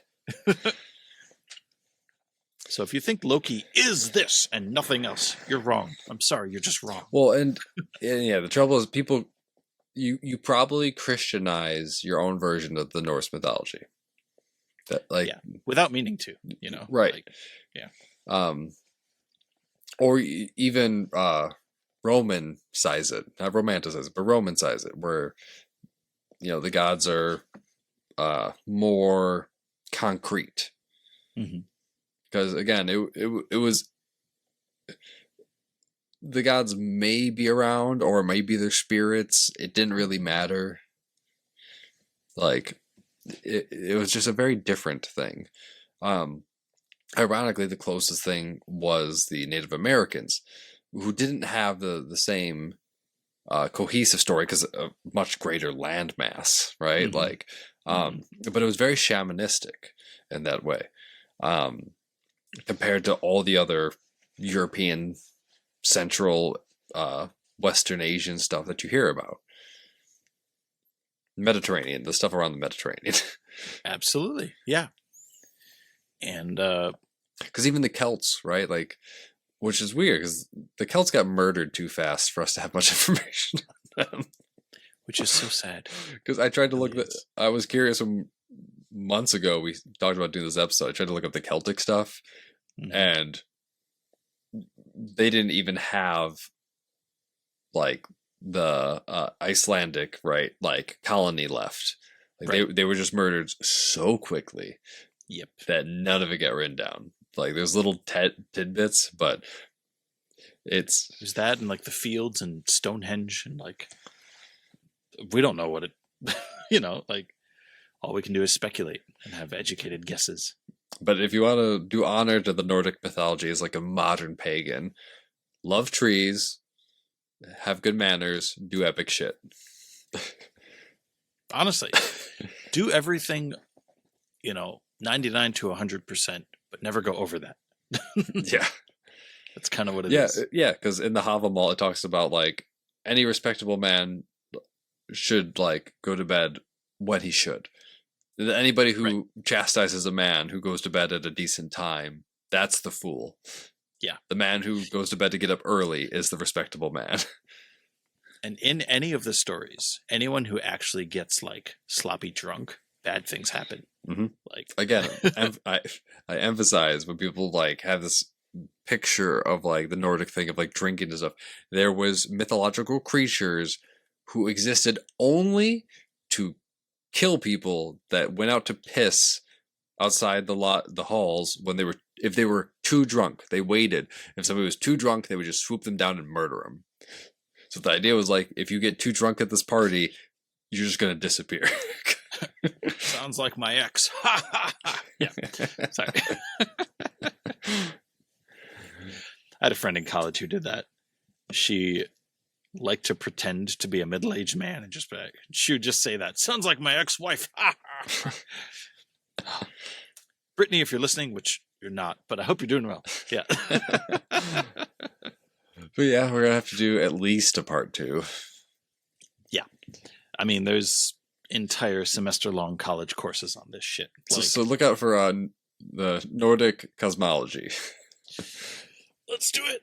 All right. Because that's the thing with Nordic mythology. Because like people act like it's mythological in the same way other mythologies exist, and it's not.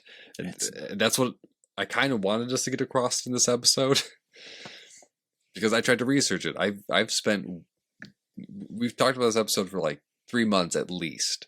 And every time I do it, the only thing you can do is, read the stories. But it's not like researching the Greek stuff or the Egyptian stuff where it's like there's all the symbolisms and here's like the synopsis. That doesn't exist for the Nordic and Germanic stuff. People like to force it to exist, but that's speculation. Well, It's history. There's a gap where these other things can have their synopsis that the Germanic and Nordic stuff just doesn't have. It's either deeply philosophical or very much a story around the campfire. The space in between doesn't exist in the way it did with these other organized religions. Because the thing is, it was never a religion. That's the difference. Right. There was one reported temple in Uppsala, Sweden, that was to Tyr, Thor, Frey, and Odin. Yeah, and maybe Freya. And the temples did exist, but like we have several accounts of people interacting with the Germanic and Nordic tribes being like, yeah, every once in a while we find them. They're rare. It's weird to find a temple. Absolutely. Yeah. And the thing is, it's just like the, I talked about in a TikTok a long time ago about how the samurai weren't so obsessed with achieving stuff as just becoming a whole person, like being a type of person. And that's kind of what the Nordic peoples were and are. So the reason we don't have a lot of that middle ground is because when Christianity came about, they went, okay. And there's beautiful early churches that they built. The stave churches made of wood and stuff. They're awesome. And they're very much in the like Nordic style, but they're Christian. So that just denotes a type of person. It doesn't matter what the subject matter. But yeah, they were just a type of person who went in on that. Instead of Christianity, like, what is it? You can make the pagan Christian, but you can't take the pagan out of the like Christians. Like, exactly. Yeah, that's exactly because they still worship the woods and stuff. It's where you get things like the mistletoe with Christmas. There's all these like weird things. The Christmas tree. Yeah. Well, because the Yule and there's all kinds of crazy stuff. But it's funny because they just hopped on board, and because they weren't murdered and converted, they maintained so much of their paganism. It's true. But also we lost so much of an understanding of what it was because it wasn't important in the same way. Because it wasn't a state religion. It wasn't a religion. It was a myth. It was stories. Yeah. And they just continued to tell stories. It's just it evolves. So like we don't have the old stuff because we have the newer stuff. And I was like, well, no, but this is Jesus and this is God and they're real. It's like, well, yeah, because Odin's dead. Ragnarok happened already. Like, right.